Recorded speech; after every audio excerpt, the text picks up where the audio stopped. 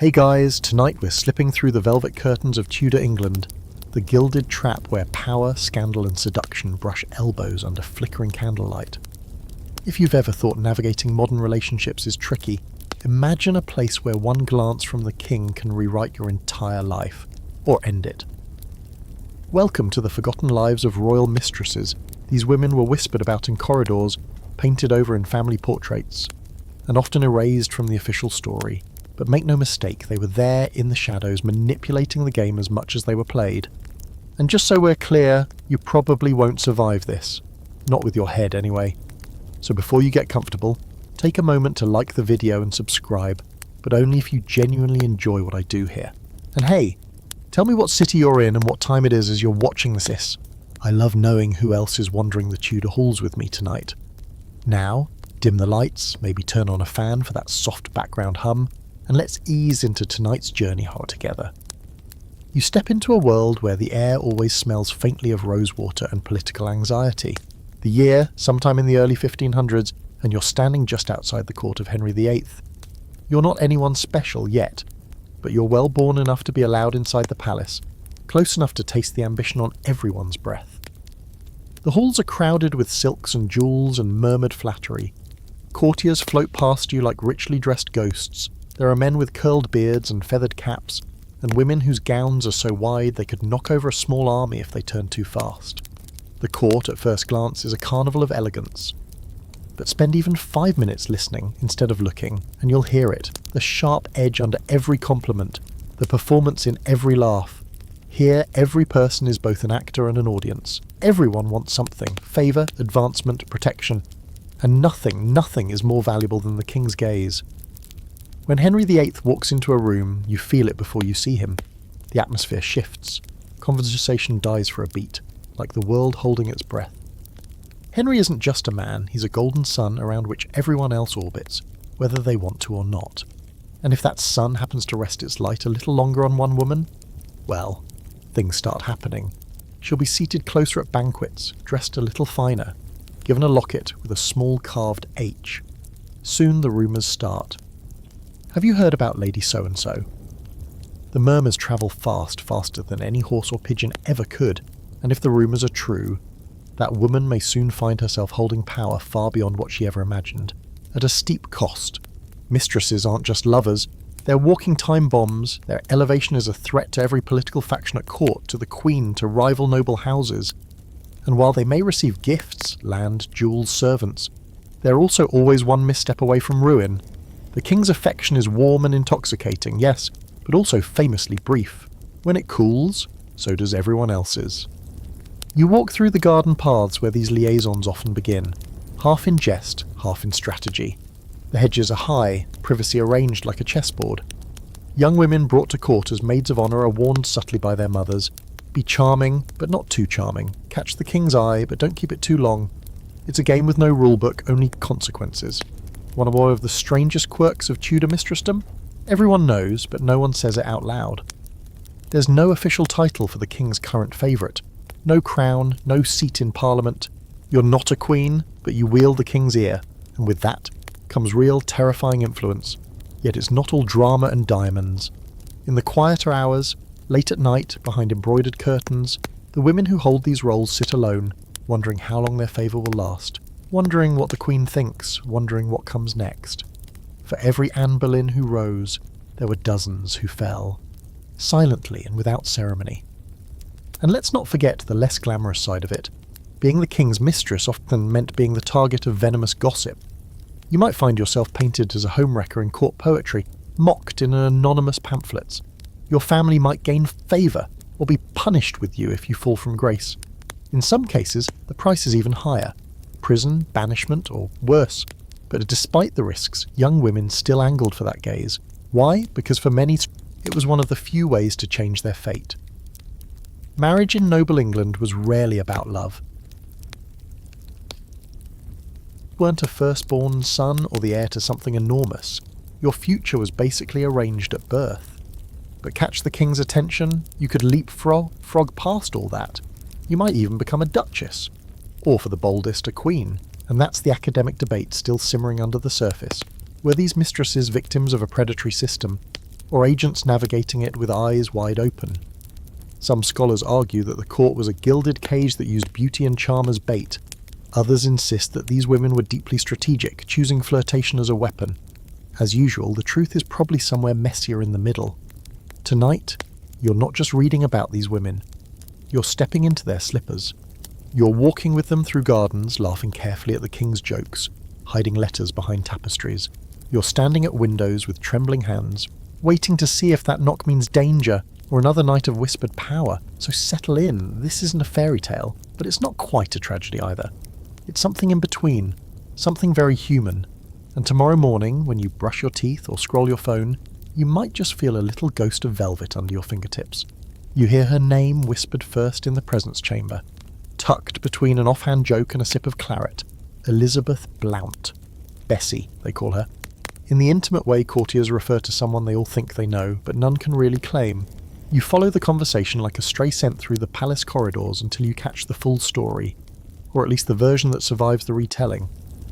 She wasn't the most beautiful girl at court, they say, but there was something about her. A glow, a softness that belied sharp intuition, and most importantly she was first, the earliest publicly known mistress of Henry VIII. It starts simply enough. You're in the early 1510s now, and the court is still fresh-faced. Henry is young, barely 20, athletic, with that burning Plantagenet energy that hasn't yet turned to paranoia or gout. He's newly married to Catherine of Aragon, and though the political alliance is sound, there's one glaring issue. No surviving male heir. Enter Bessie, a 17-year-old maid of honour to the Queen, charming, quick-witted, and skilled at dancing. That last part matters more than you'd think. The court dances are no casual pastime. They're an audition.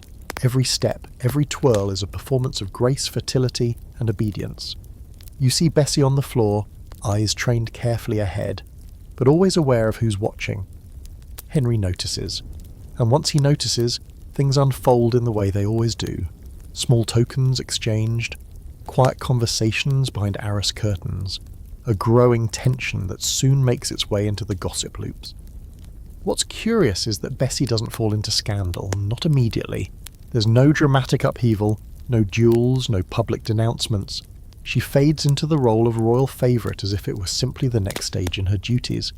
And when she becomes pregnant, yes, with the king's child, there's no major public outcry. Why? Because of what happens next. In 1519, Bessie gives birth to a son, and not just any son, Henry Fitzroy, the king's first acknowledged illegitimate child. You can almost hear the gasp that runs through the Tudor nobility. Henry VIII, obsessed with legacy and virility, now has undeniable proof that he can sire a healthy male child.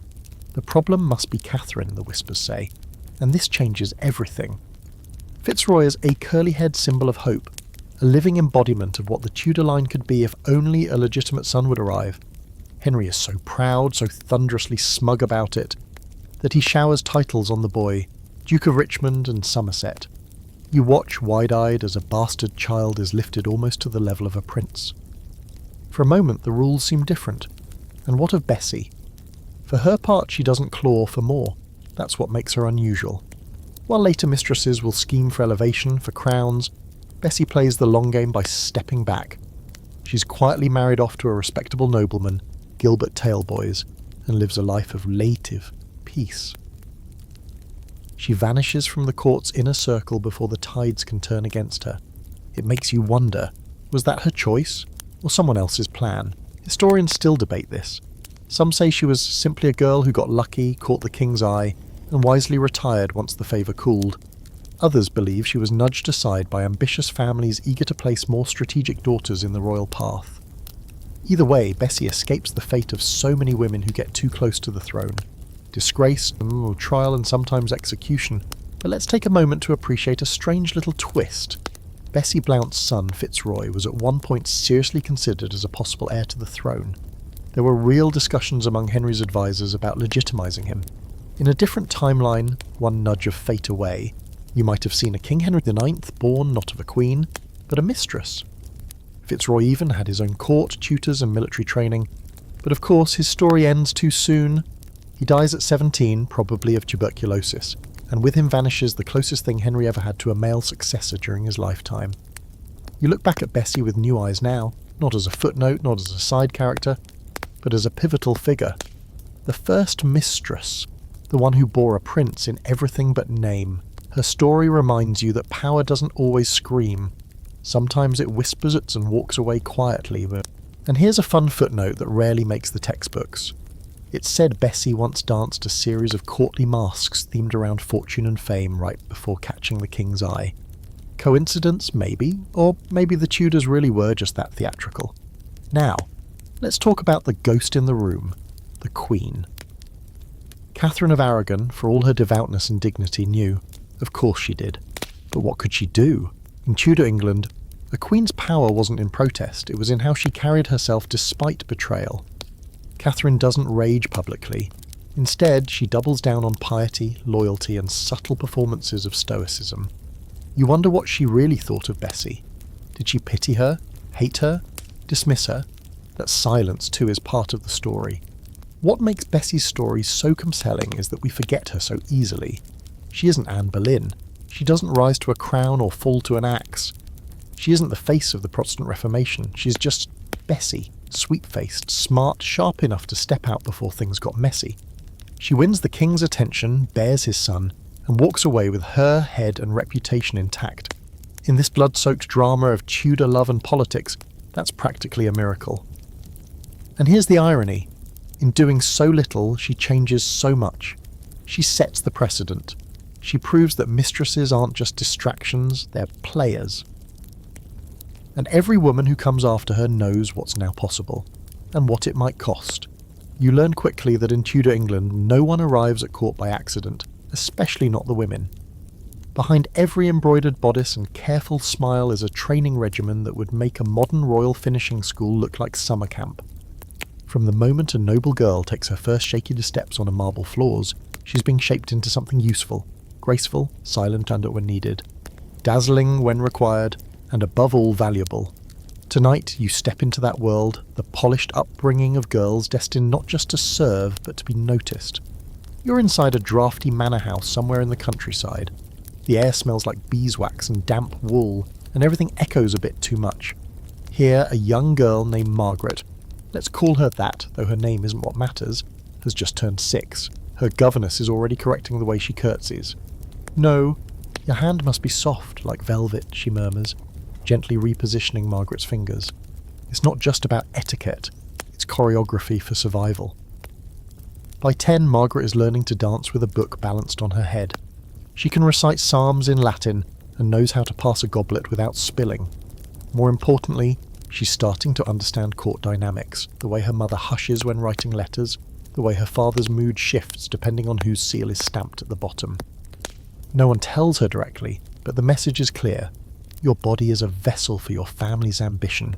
She's being trained for the royal court, yes, but more specifically, for proximity. Proximity to queens, proximity to kings, to opportunity. Mistresses don't just appear beside the throne, they're cultivated, wrapped in layers of pedigree and polish.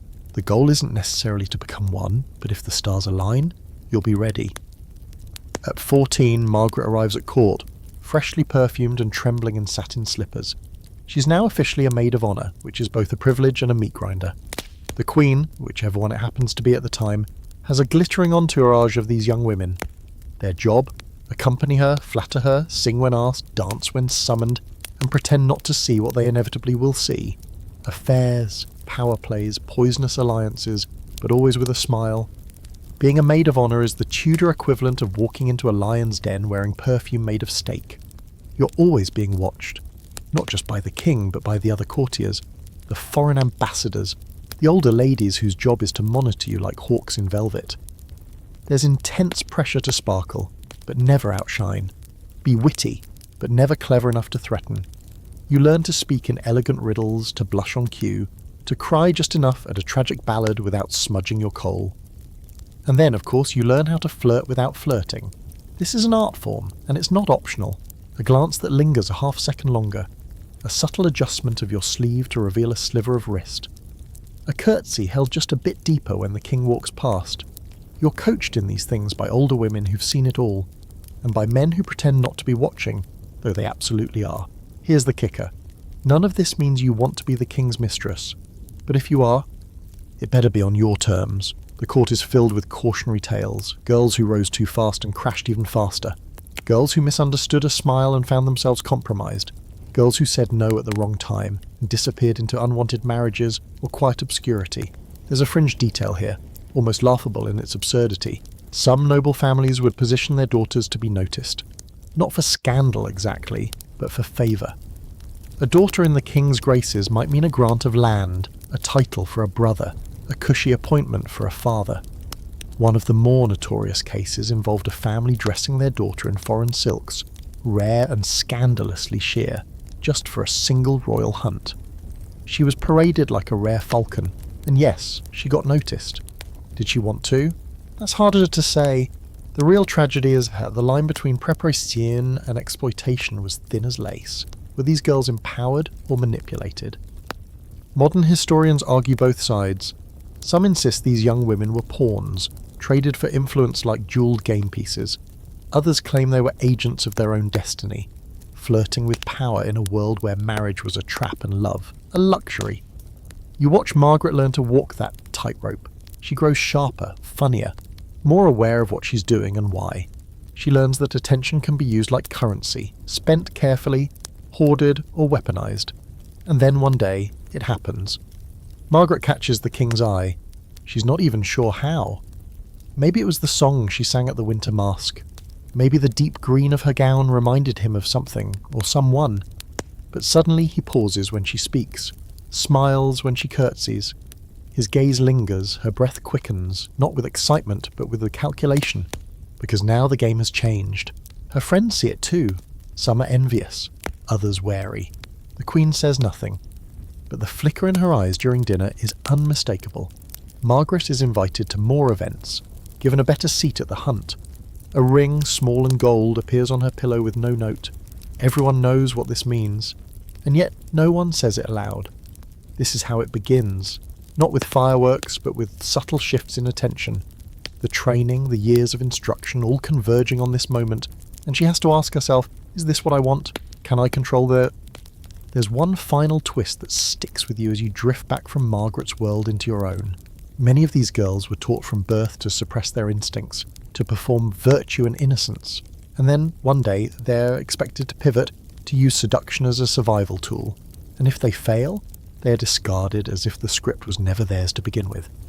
So as you lie back and think about Tudor mistresses, remember, before they were lovers, they were learners, forged in the fires of discipline, ambition, and silent games, and they played their parts as best they could, often with no idea what act would come next. You're standing in the centre of Whitehall Palace, watching history start to buckle and shudder like a timbered roof in a storm, and it's all because of two sisters, not royalty, not even nobles of the highest rank, just two well-placed, well-timed, and, depending on who's talking, dangerously ambitious daughters of the Boleyn family. Tonight, you move from Bessie Blount's gentle rise to the Boleyn sisters' dizzying ascent, and you're about to find out how tangled, glamorous, and downright cutthroat things get when ambition runs in the family. It's hard to overstate what a powder keg the Boleyns lit just by being there. Sir Thomas Boleyn, their father, was a diplomat with an impressive gift for survival, and their mother, Elizabeth Howard, came from one of the most ancient noble families in England.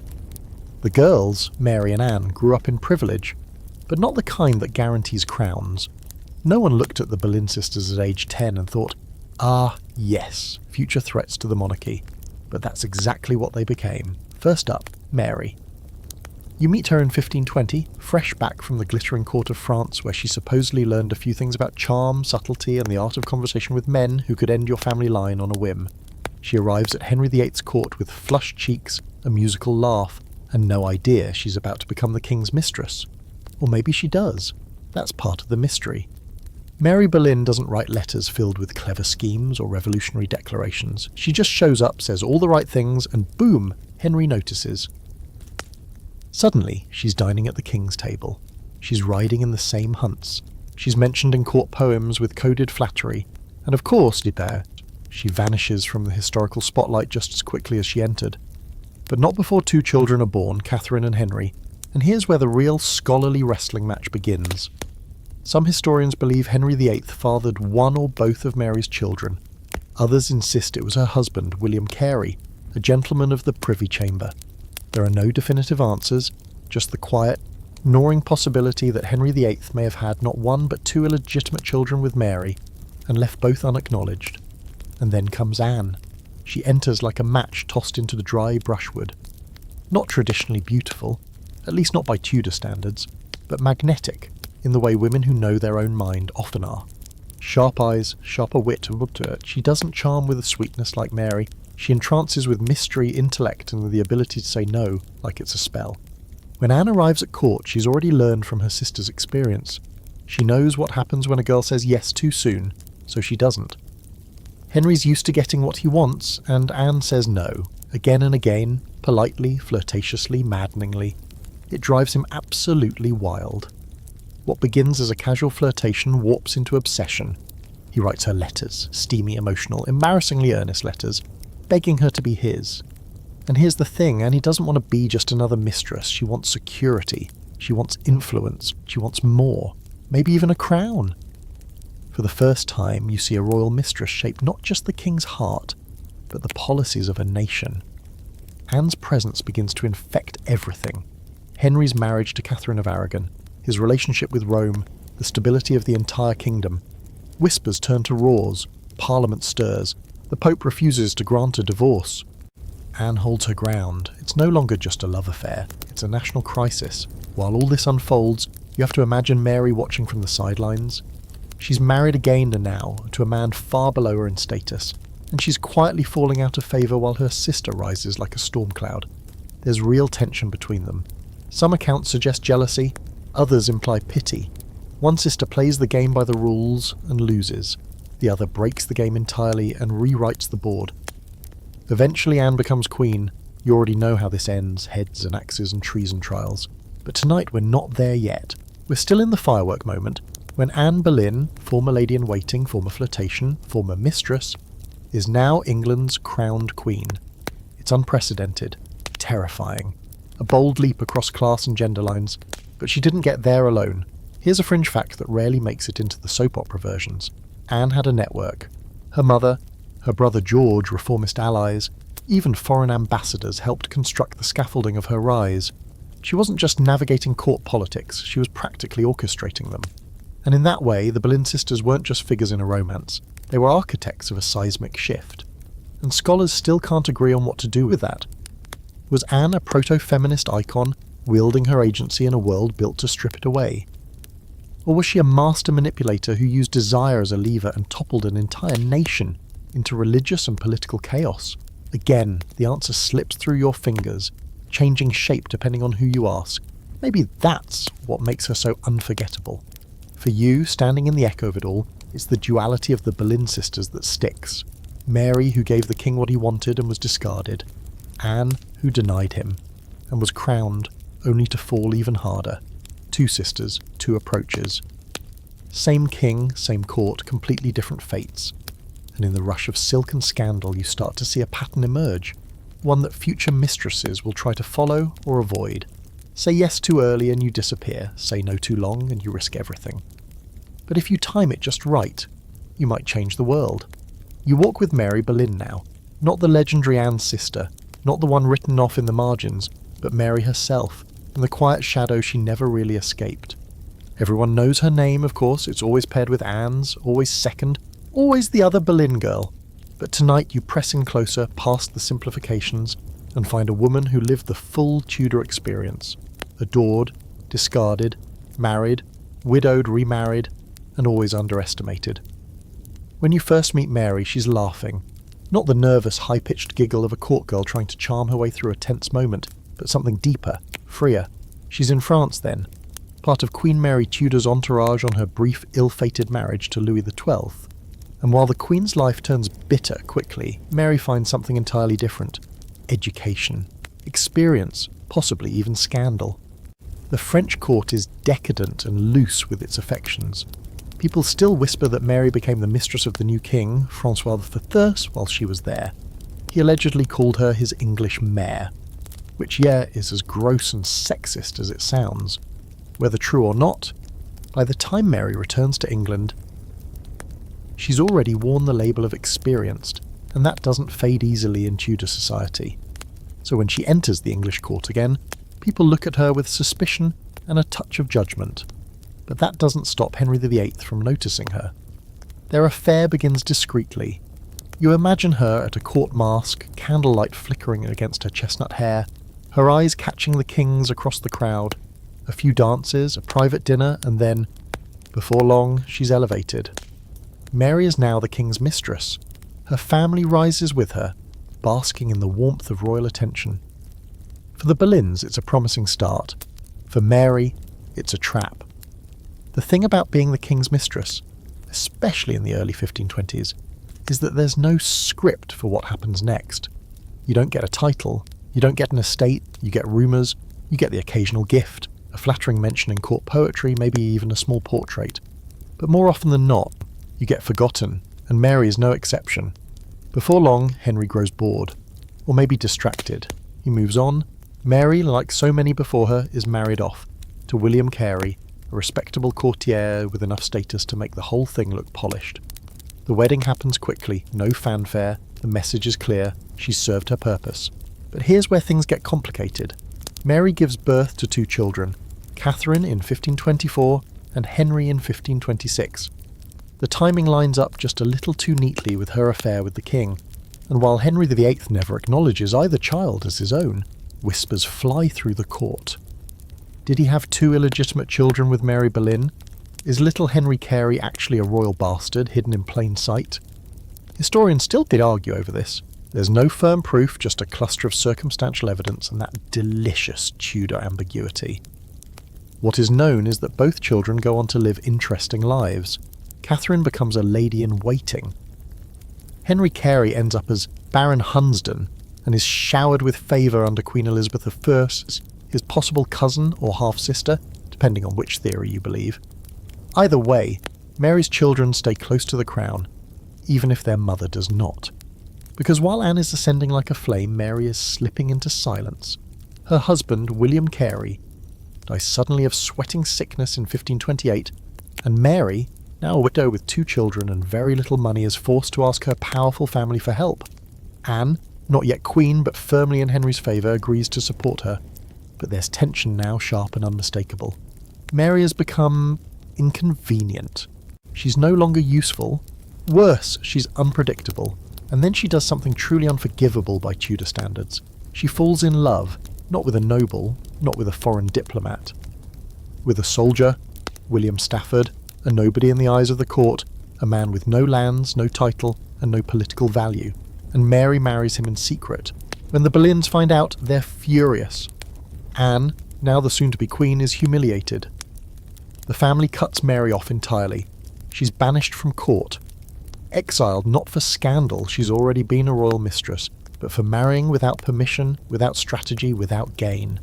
It's one of the most quietly radical acts in Tudor history.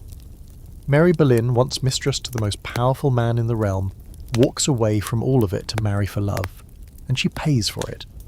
She lives out the rest of her days in relative obscurity, far from the intrigues of court, far from her sister's rise, and eventually her fall. There's something haunting about that.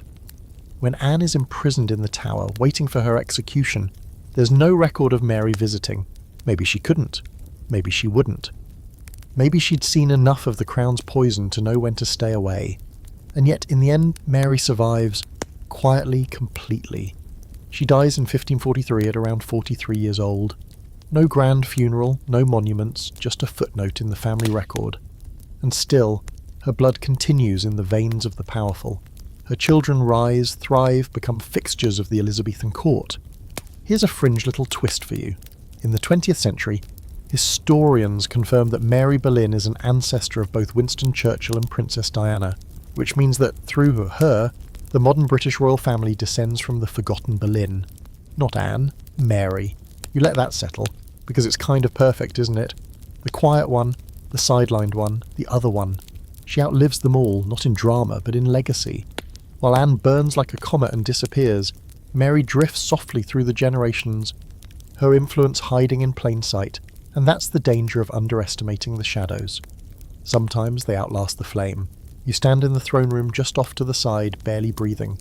It's not your place to make eye contact, but tonight everyone is stealing glances. The air is thick with something electric. More than ceremony, more than pageantry. Because Anne Boleyn is no longer the king's mistress, she's the queen. And that changes everything. You've seen mistresses before, of course, charming, clever, temporary. Their power always had an expiration date stamped silently on it. But Anne, she did what no mistress had done before. She rewrote the job description. She turned a flirtation into a war, seduction into reform, and desire into policy. She didn't just step into the Queen's shoes.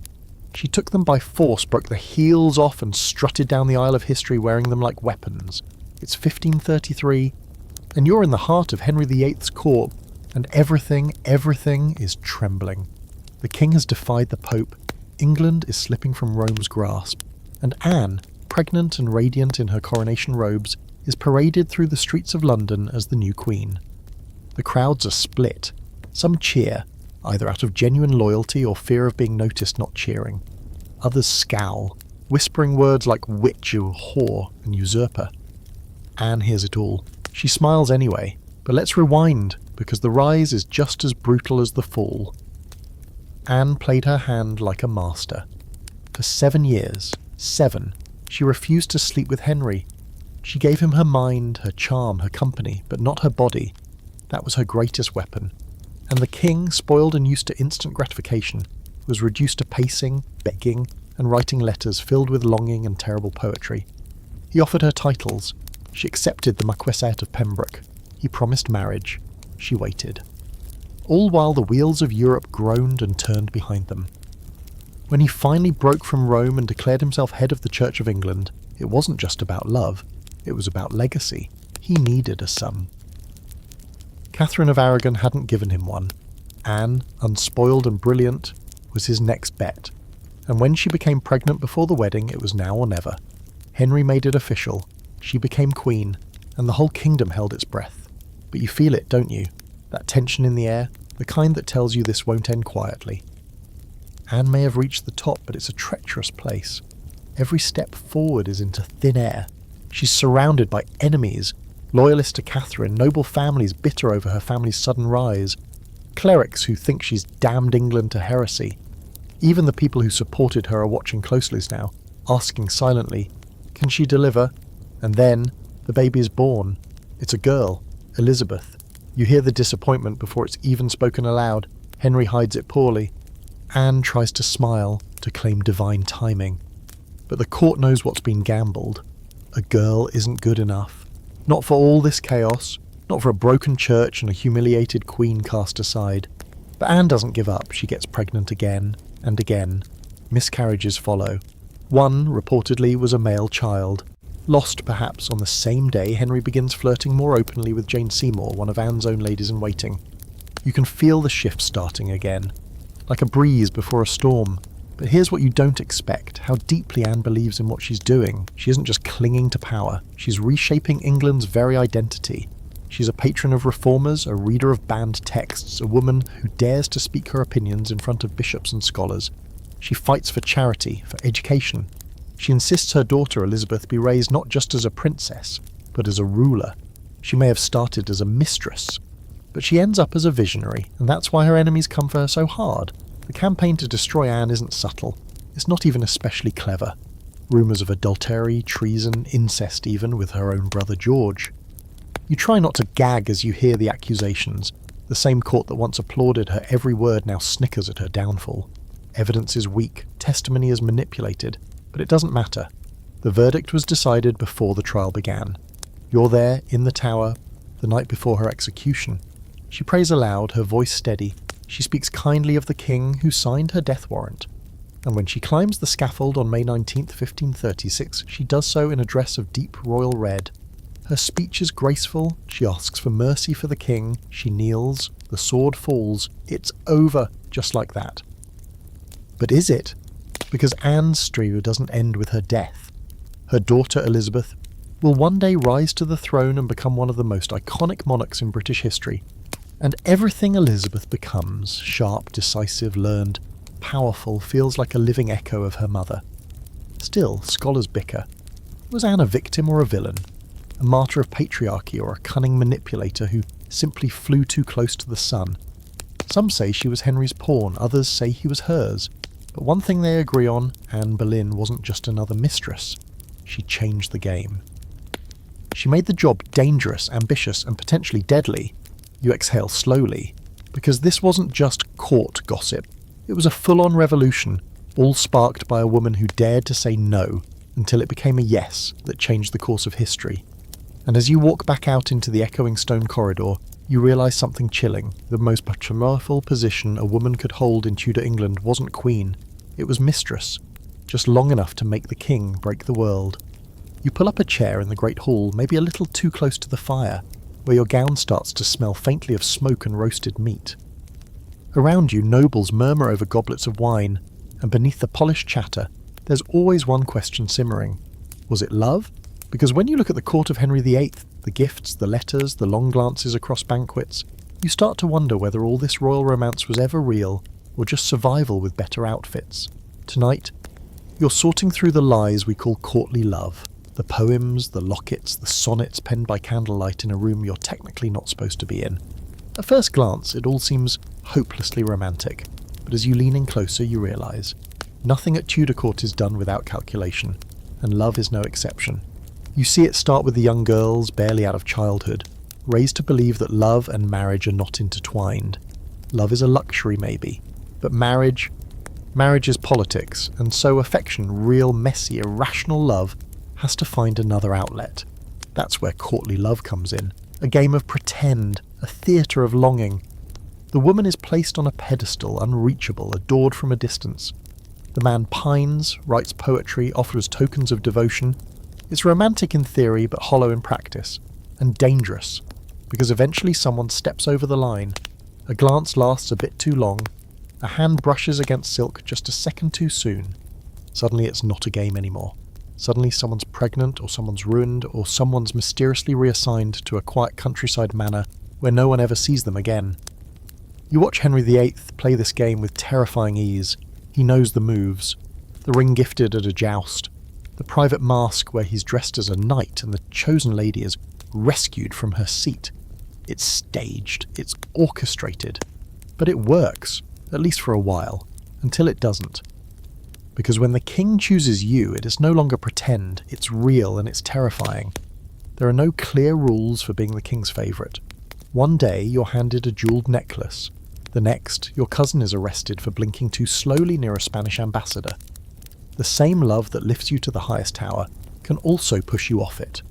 Still, there are those women who think they can manage it, who want to, women who study how to move across a room just so. Who understand that one meaningful pause before a curtsy might matter more than 10 flattering words. Some write music, some embroider messages in their sleeves. You once saw a lady arrange her hair into a subtle H-shaped braid at a hunt. It worked.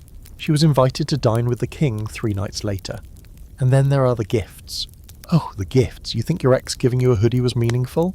Try getting a castle. Or a sapphire-encrusted prayer book with your initials etched into the clasp. You touch one, dusty and forgotten, in a side gallery, and wonder how many hands it passed through before being locked away like a secret. These weren't just tokens of affection, they were markers of possession. You were claimed. If someone else tried to claim you, things could get ugly. Let's talk about the jewellery. Tudor jewellery didn't just sparkle, it spoke. Lovers exchanged rings with hidden inscriptions, often in Latin or French, heart pendants that opened to reveal miniature portraits. Lockets that clicked shut with locks shaped like flames.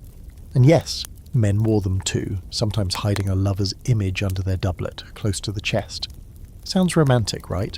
Until you realise that if your rival wears the same one, it means the king's moved on and didn't even bother to change gifts.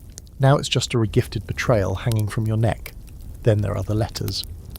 If you're lucky enough to find yourself near the king's writing desk after midnight, you might catch him bent over parchment, pen scratching furiously as he tries to find new ways to say, "I'm obsessed with you, please don't sleep with anyone else." Henry's love letters to Anne Boleyn still exist. They're clumsy, desperate, embarrassingly intense, and no one knows how they survived. Someone must have hidden them, kept them, maybe Anne herself, maybe a maid who understood their value. It's oddly comforting to realise that even kings get a little weird when they're infatuated. But what about the mistresses themselves? Were they falling in love? Some did, maybe. Or maybe they convinced themselves they had to. Because love in Tudor England isn't just dangerous, it's also currency. If the king believes you love him, that's leverage.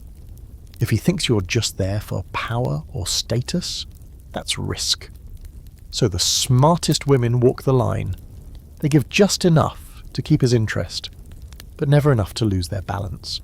There's a quiet tragedy in all of it. You watch one lady, young, glowing, full of hope, read a poem left on her bed. It's unsigned, but everyone knows it's from the king. Her cheeks flush. She fingers the edge of the paper for hours.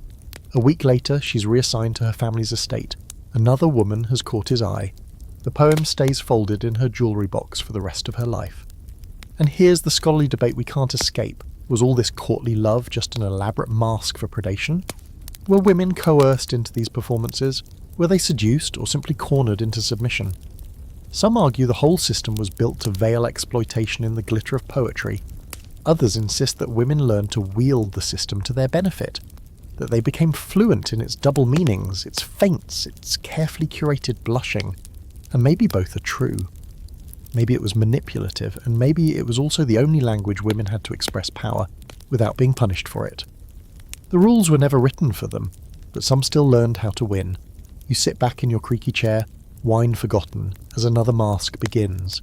Costumes swirl, music hums, and masked dancers flirt through candlelight like it's all some ancient game. You know better now. Behind every fluttered fan and every coy glance is a calculation. A risk. A gamble. Because love in the Tudor court isn't about hearts and flowers. It's about strategy and survival dressed up in power verse. You step into the Queen's antechamber, where everything looks delicate. Lace pillows, carved ivory combs, fine Flemish tapestries. But none of it feels safe. Because here, among the painted smiles and artful embroidery, a different language is being spoken. Not Latin, not French. It's the subtle dialect of glances and gestures, whispers and silences. Tonight, you're learning the secret language of royal mistresses, the one they used when words could kill and truth was more dangerous than a dagger. You don't get a uniform, being the king's mistress. There's no sash, no crest, no official declaration. But there are signs. You just have to know where to look. The first thing you notice is the fabric. Richer than any maid of honour should afford, colours just bold enough to catch the eye, but never so loud as to cause suspicion. A gown with gold thread along the cuffs. A French hood tipped slightly forward to veil the eyes. These are not accidents. There are signals. Mistresses learn to dress not just for beauty, but for coded messaging. Blue for fidelity, but a deeper navy could suggest something more private, more intimate. Crimson for courage, yes, but also for passion, blood, and royal favour. Pearls, always pearls, worn in even numbers, 2 for secrecy, 4 for protection. Anne Boleyn famously wore a necklace with a dangling bee and 3 pearls. The letter was obvious. The number. That's where it gets interesting. Some say it symbolised herself, her sister Mary, and the Queen, 3 women who'd all shared the same king. You notice the fans next. The way a woman holds hers can say more than her mouth ever could. A slow wave to the left? Yes, I saw him, held tightly closed and lowered. Not here, not now. Dropped intentionally a summons. You catch one girl at a banquet drop her fan twice in a single evening. By morning, she's been moved to a more favourable room in the palace. She never says a word about it. The language of flowers also blooms around you. Courtiers pass nosegays, small bundles of herbs and blossoms, tucked into gloves, sleeves, or the binding of a prayer book. A rose for love, rosemary for remembrance, lavender for suspicion. You spot a maid-in-waiting reading a cluster of violets and marjoram like it's a love letter. In a way it is. Gifts too speak volumes. The king can't just say, "You're my mistress," in public, so he gives. Not just diamonds or land, but more personal tokens. An illuminated psalter with initials woven into vines, a hand-carved lute, a miniature portrait on vellum, hidden in a locket no bigger than a walnut. Some are innocuous enough to pass inspection by the Queen's ladies. Others are so specific they make you wonder how many people really understand what's being exchanged. One fringe item you stumble across is a pomander ball, an ornate filigree sphere worn on a chain or tucked in a girdle, filled with fragrant herbs to ward off illness. But these aren't just for health. Some women carried pomanders inscribed with secret mottos on the inside, tiny prayers or promises etched so small they could only be read with a glass. One, belonging to a lesser-known mistress, bore the phrase tout mon cœur, all my heart. It was never addressed, never acknowledged, but it was passed to her daughter when she died. Language in the Tudor court isn't just spoken, it's embroidered, composed, posed, and choreographed. A tilt of the head, a smirk mid-curtsy, a brush of fingers against the king's as you pass a goblet. Each movement is loaded, especially under the weight of 100 watching eyes. Of course, this also means the Queen speaks in code. She must. If the mistress offers flirtation, the Queen offers guidance, controlled regal howls. The Queen might accept a lady's curtsy with a colder nod than usual, or request that her maid wear simpler gowns, or ask about her health with a tone so sweet it's almost suspicious. If the Queen calls you dear child, you're probably doomed. In the background, jesters and fools often serve as couriers. It's their job to speak truths wrapped in humour, which means they can comment on flirtations and tensions others must pretend not to notice. You once hear one say, better a king's favour than his fury unless they come together. Everyone laughs, no one forgets it.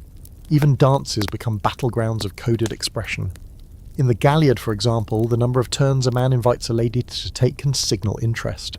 But when a king dances 3 times with the same woman in one night, everyone in the room reads it as a declaration. You see it happen once, and the woman is sent back to her father's estate within a week. Too bold, too fast. Now, not every mistress learns this language quickly. Some crash into it like birds into stained glass. They smile too brightly, speak too loudly, forget which flower means secrecy and which means betrayal. Those women become cautionary tales, their names whispered in the same breath as warnings. Don't be like her. But the truly skilled ones, the ones who last, they speak in silence.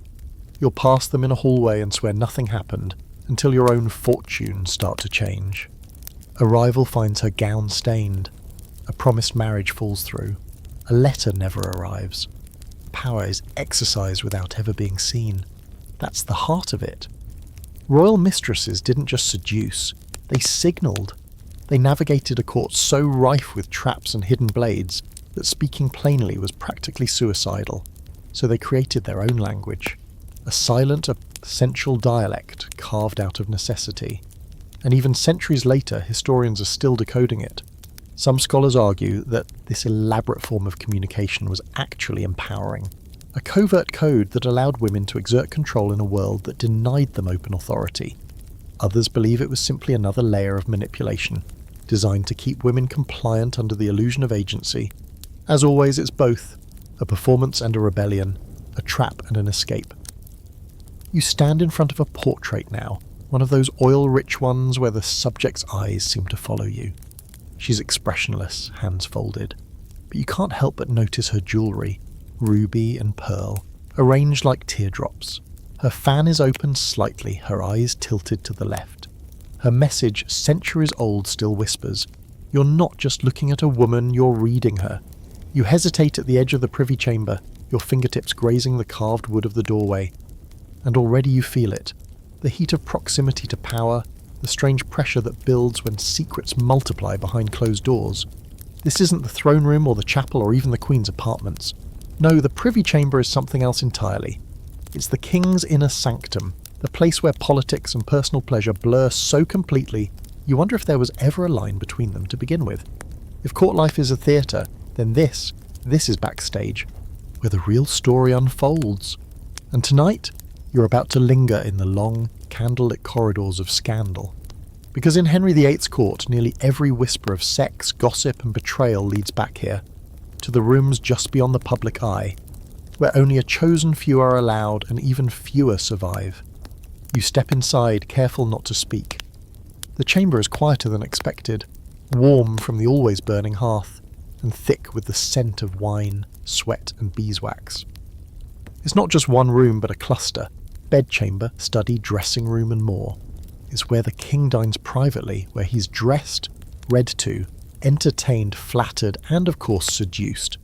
The men who serve him here, grooms of the stool, gentlemen of the privy chamber, are more powerful than most lords.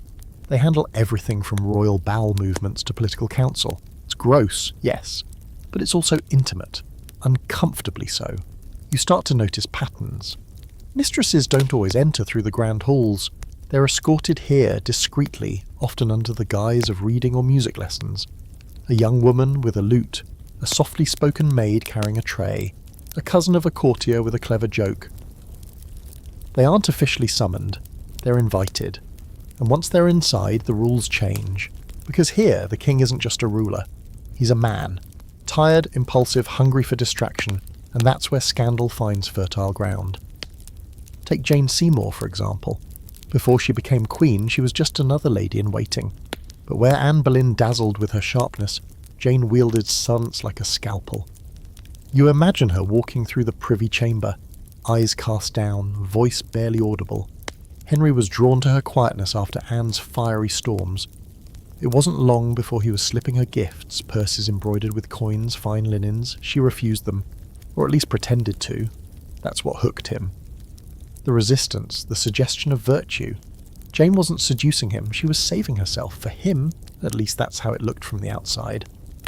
Then there's Catherine Howard, Anne Boleyn's cousin, who enters the privy chamber at 17, naive and glowing with youth. She becomes the king's fifth wife, but before that she's the court's worst-kept secret.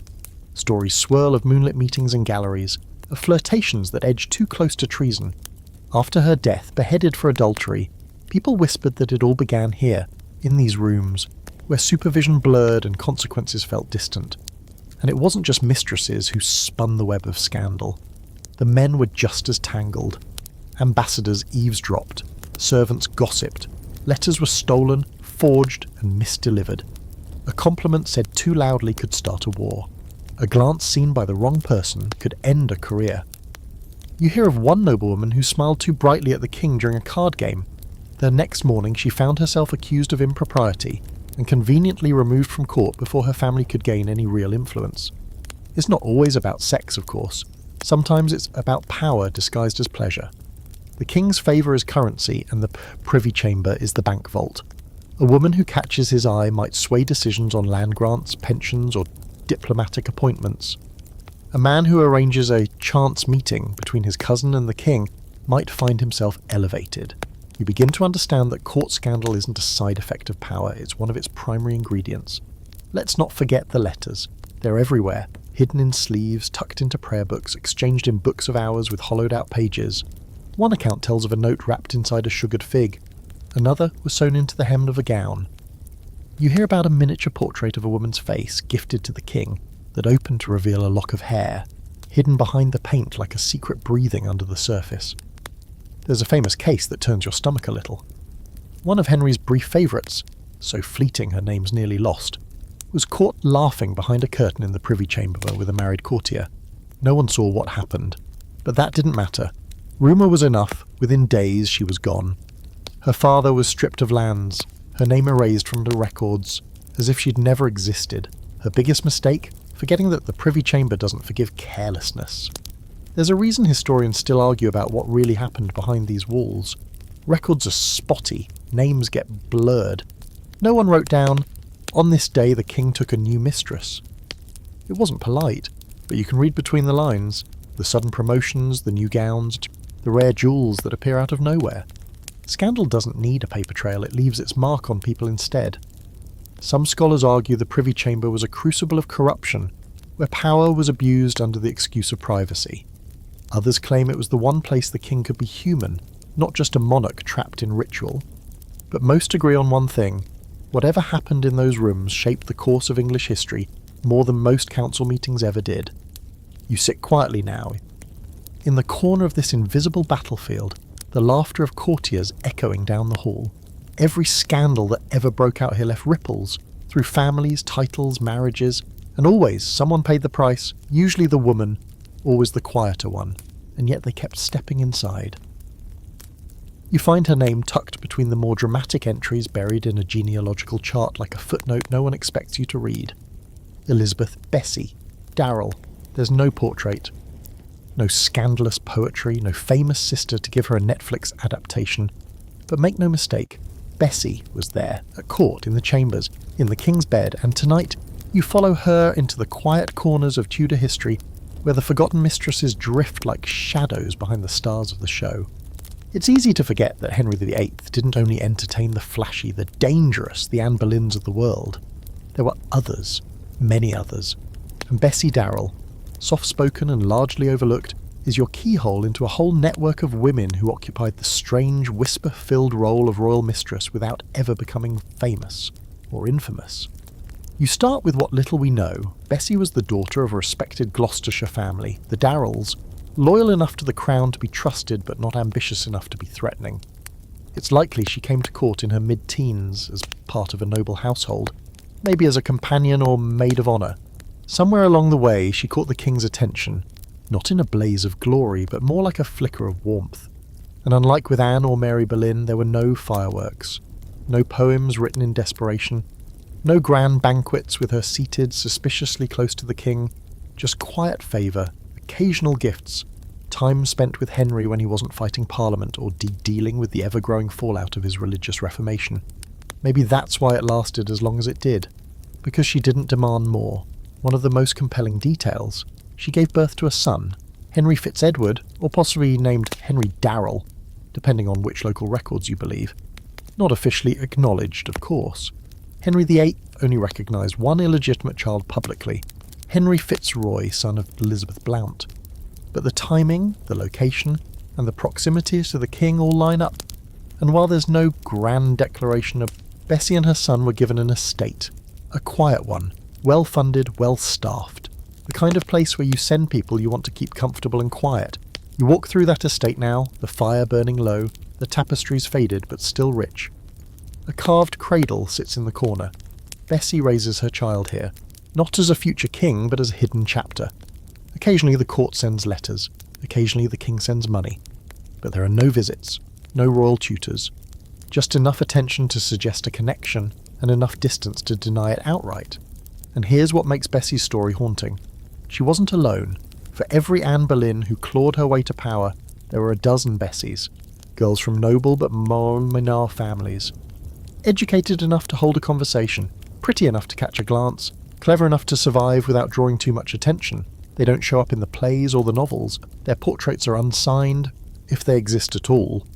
But their influence, however quiet, shaped the tone of the court. You learn that Bessie was given a pension for life, an unusual move for a woman who officially held no royal position. She wasn't a widow of a great lord. She hadn't served the Queen directly. But the money came all the same. Some scholars suggest it was hush money. Others say it was gratitude. You can't help but think it was both. There's a fringe theory about women like Bessie, one whispered among Tudor scholars with a touch of reverence, that the king needed mistresses like her, that between the volatile queens and the ambitious favourites he craved moments of peace. Bessie didn't challenge his ego. She didn't press him for promises. She just existed. Affection without complication, which, in a court where every interaction was a potential landmine, must have felt like a balm. And still her legacy is barely a ripple. After her death, the estate passed quietly to her son, who in turn became a gentleman of some minor standing. No scandal, no dramatic fall, just a fading line on a family tree. She's not mentioned in Henry's biographies. Her name doesn't appear in court records after a certain point. It's as if she was gently erased. Not out of shame, but out of convenience.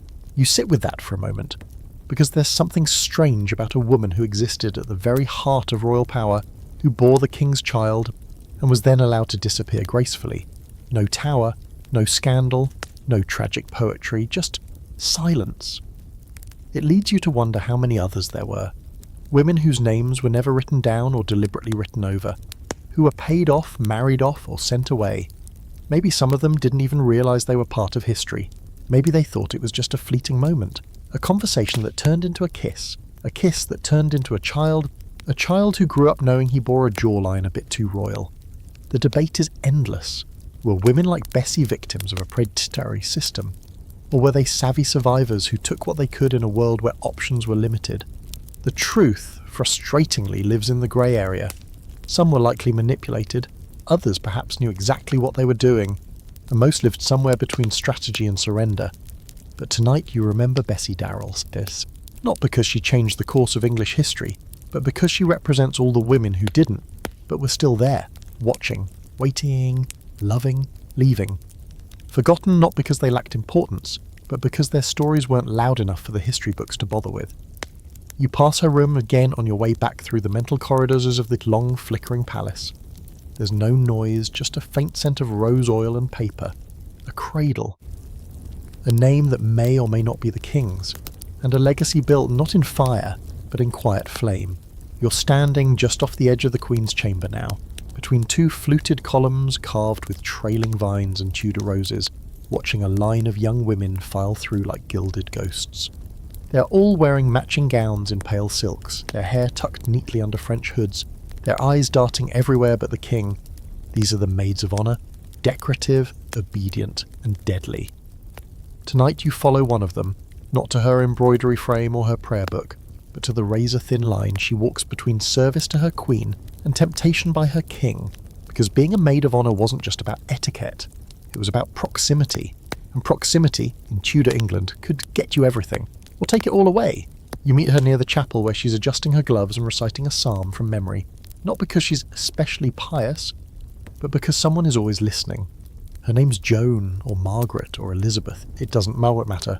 What matters is where she stands, a few careful steps behind the Queen, just close enough for the king to notice when she bends to pick up a dropped handkerchief or smiles at a misplaced compliment. It's her job to be useful, invisible, and charming all at once, which is a special kind of impossible. By day she helps dress the Queen, assists with letters, arranges the flowers. By night, she's performing in court masks and standing subtly during feasts, her hand folded neatly, her mouth shut. But beneath the layers of satin and obedience something shifts, because she knows, as all the maids of honour do, that she's being watched. Not just by the king, but by the entire court. That's how it begins. A brief glance across the hall, a shared joke about the music, then one night a note, folded small, tucked inside her prayer book. No signature, but unmistakably from him. The king.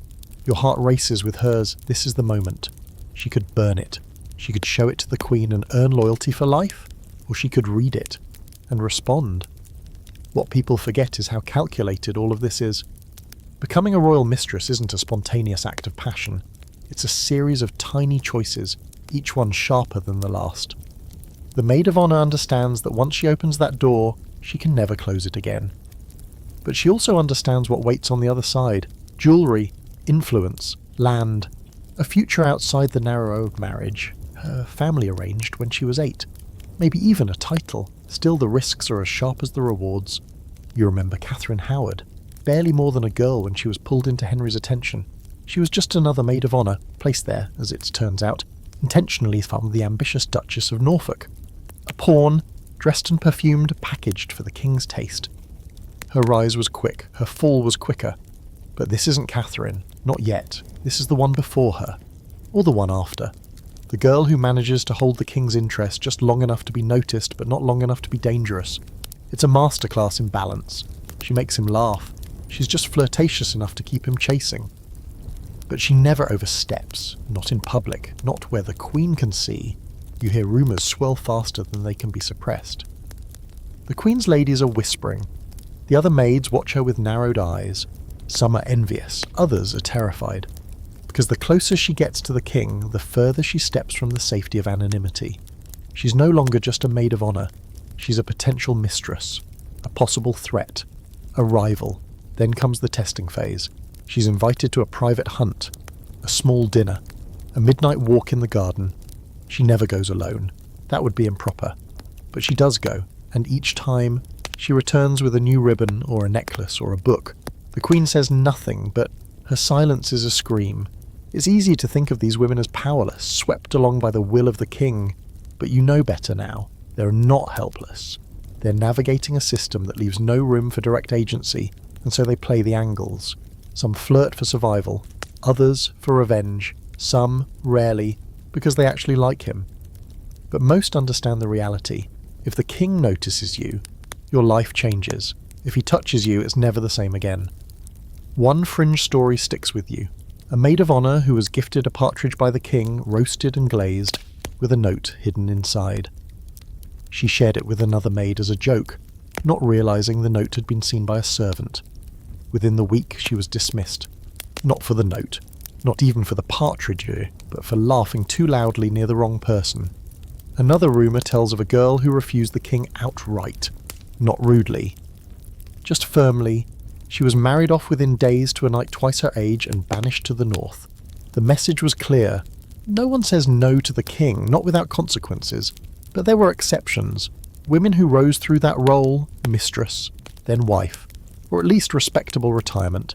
Jane Seymour again, Anne Boleyn disastrously. The line between elevation and execution was as thin as a veil. And still they lined up. Family ambition played a part. Mothers and aunts whispered advice in corners. Fathers wrote hopeful letters. A daughter at court was a chance. And if she became a favourite, everything changed. The family gained lands, titles, security. One girl's favour could lift 10 generations, or ruin them. Historians still fight over how to categorise these women. Were they exploited? Were they complicit? Were they somehow both? You watch this maid of honour navigate her fate with more intelligence than anyone gives her credit for. She isn't just surviving, she's performing, reacting, manipulating when she can. She's painfully aware of what she's risking. But in a world where her worth is measured in dowries and bloodlines, at least here, for a moment, she's seen. Eventually her name fades from court gossip. A new girl arrives. The king grows restless again. Your maid is married off, not poorly, not brilliantly. She leaves court with a heavy necklace and an even heavier heart. People whisper her name for a season. Then silence. But you remember her. Because she shows you what it really meant to be a mistress of power, not a title, but a role, a job, a performance on a knife's edge. And sometimes the best players were the ones who left the stage early, alive. You're pressed against a cold stone wall in the outer gallery now, pretending to study a tapestry while your ears are busy doing something far more dangerous, listening. Because in Tudor England, power doesn't just flow from the throne or the altar. It lives in whispers, in knowing glances, in the low hum of gossip passed like contraband beneath veils and behind fans. Tonight, you slip into the invisible web that bound the court together. Tudor gossip. Networks, where the fate of a mistress could turn on a single misplaced syllable. It starts with the ladies in waiting. Always them. They're the queens of information, positioned at the crossroads of every room. Trained to look like they're not paying attention while absorbing every detail with hawk-like precision. They speak in half sentences and meaningful silences. If the king has taken a new favourite, they know. If a rival has been dismissed to the countryside, for health, they've already guessed the scandal. And they don't hoard these details. They trade them. You watch a pattern unfold over a single week. A new girl at court receives a bracelet. No inscription, but the king gave it to her himself. One of the queen's older ladies sees this and mentions it casually while playing cards with a French ambassador's wife. 2 days later, that same ambassador mentions the king's changing taste in his report back to France. By the weekend, the girl's family receives a discreet inquiry from a high-ranking courtier. Would their daughter be amenable to marriage abroad? The speed is terrifying, and that's just one rumour. Gossip is currency, and unlike gold, it multiplies the more it's passed around. But it's also a weapon. You hear it wielded by men in velvet doublets, whispering about a noblewoman's reputation before a key vote in Parliament. You see it drip from the lips of duchesses, who innocently ask why the new maid's family received land last month. You realise quickly that in the Tudor court, information is how wars are won and lost, without ever unsheathing a sword. The court fools and jesters are especially dangerous. Their job is to speak truths others can't, wrapped in rhyme, soaked in laughter. One jester tells a riddle about a bird who built a nest too close to the king's window. Everyone chuckles. No one misses the point. A new mistress has moved in too fast, too boldly, and soon she's gone, no punishment, just replaced. Spies too played their role, especially during the reigns of Henry's later queens. You hear stories of men paid to eavesdrop on servants or sneak through the corridors posing as scribes. One known agent, a laundress of all people, kept records of which linens came from which rooms, using perfume residue to trace where certain women had spent the night. It sounds absurd until you remember that evidence didn't have to be accurate, just believable. You catch wind of a fringe story. One courtier had a pet songbird trained to sing a specific tune every time a particular woman entered the room. At first, people thought it was charming. Then they realised the bird was always right. That woman was soon found to be the king's newest interest. Whether the bird was genuinely trained or the courtier simply kept it in the right spot at the right time doesn't matter. The damage was done, her favour was public, and when the king's attention drifted, so did hers, right into exile. But not all gossip was about scandal. Sometimes it was preemptive protection. You hear of one woman, a cousin to the Seymours, who was rumoured to have shared a carriage ride with the king. Within hours, she was weaving her own narrative. Devout, modest, loyal to the queen. Before anyone could paint her as ambitious, she cast herself as untouchable. She survived. Others weren't so lucky. Even foreign courts played the game. Ambassadors regularly traded intelligence on Henry's romantic interests, hoping to sway political negotiations. A rumoured affair could delay a treaty. Confirmed mistress from a certain noble house might ensure a better marriage for a foreign princess.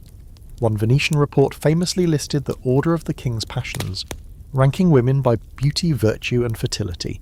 Think of it as a Tinder profile curated by terrified diplomats. You notice how rumours about mistresses follow a pattern. First the whisper. He looked at her during supper. Then the confirmation. She wore his colours at the hunt. Then the reaction, gifts, visits, movement into better chambers. And then the backlash. Jealous rivals, furious queens, opportunistic relatives. Finally the fade, she's gone. Or worse, she stays too long. Scholars still debate the role gossip played in the collapse of Anne Boleyn. Was it truly a coordinated attack by Cromwell and his allies? Or did it begin with murmurs about flirtations turned into poison by repetition? You'll never know for sure. But it's clear that words, whispered in the right ears, were just as fatal as swords. There's a darker layer too. The women involved in these networks weren't just spreading gossip, they were protecting themselves. Information was armour. If you knew the king's preferences, you could flatter them. If you knew which noble was rising, you could attach yourself. If you knew which lady had slipped, you could avoid her fate or seize her spot. One day you hear a girl laughing too loudly about something she overheard, a conversation about a duchess's rumoured illegitimacy. A week later, that duchess's brother is promoted, the laughing girl, married off to an obscure merchant and sent to Ireland. Message received, and yet the gossip never stops. You pass a maid who whispers something to a page, who passes it to a cook, who somehow tells a knight. You see it ripple outwardly like a pebble dropped in still water. No one knows where it started. Everyone thinks they know how it ends, but you do. It ends here, with you standing in a corridor you were never meant to enter, holding on to a secret that's probably already old news. And you wonder, not for the first time, if anyone at court truly knows what's real anymore. Because in the Tudor world, truth doesn't matter as much as belief. And gossip? Gossip is what people believe first and forget last. You step off the boat and your feet hit French soil, soft and unfamiliar under your shoes. The wind smells different here, less of English hearth smoke and more of perfume and spices. You're no longer in Henry's court, with its heavy shadows and sharper than they look courtesies. You've crossed the channel into a different kind of danger. Tonight, you follow the story of a royal mistress abroad, where flirtation and diplomacy are twin flames, and where the English girls who serve Gislined here learn their lessons early and deeply. Welcome to the French court, where the rules are looser, but the stakes are just as high. The French know how to stage a performance. That's clear the moment you walk into the Great Hall of Francis. The silk banners ripple from every column. Musicians fill the air with layers of harp and flute, and everywhere you look, there are women, gowned, powdered, painted, and impossibly self-aware. These are not girls hoping to catch a king's eye by accident, they're trained. French noblewomen are artists of conversation, dancers of reputation, and queens of implication. And some of the English maids who come here, they take notes. You meet Jane Popincourt first, a name you've probably never heard, but tonight you'll follow her like a thread through foreign velvet. She arrived at the French court in the late 1490s, originally as a tutor in languages and etiquette. She was meant to be respectable, invisible, and for a while she was, until she wasn't. Popincourt becomes known not just for her education, but for her ease with power. She moves through the court like a fish in water, catching glances, offering smiles, never staying too long in one conversation. Soon she's rumoured to be the mistress of Louis XII, not a formal title, those are rarely given, but enough gossip swirls to lift her from ordinary companion to courtly enigma. She walks a tightrope, balancing French favour with English caution, and she manages to stay aloft longer than anyone expects. And then, She disappears. Just like that, removed from court, replaced, sent away. No charges, no scandal, just gone. Her absence echoes louder than her presence ever did. But her influence lingers, because by the time Anne Boleyn and Mary Boleyn come to serve in the French court, some years later, the rules have shifted. The English girls know now that French flirtation is a tool, not a trap. They study the smiles, they master the dances. They begin to speak in double meanings and learn to read poetry like it's a weapon. And when they return to England, they bring that fire with them. Anne especially absorbs everything.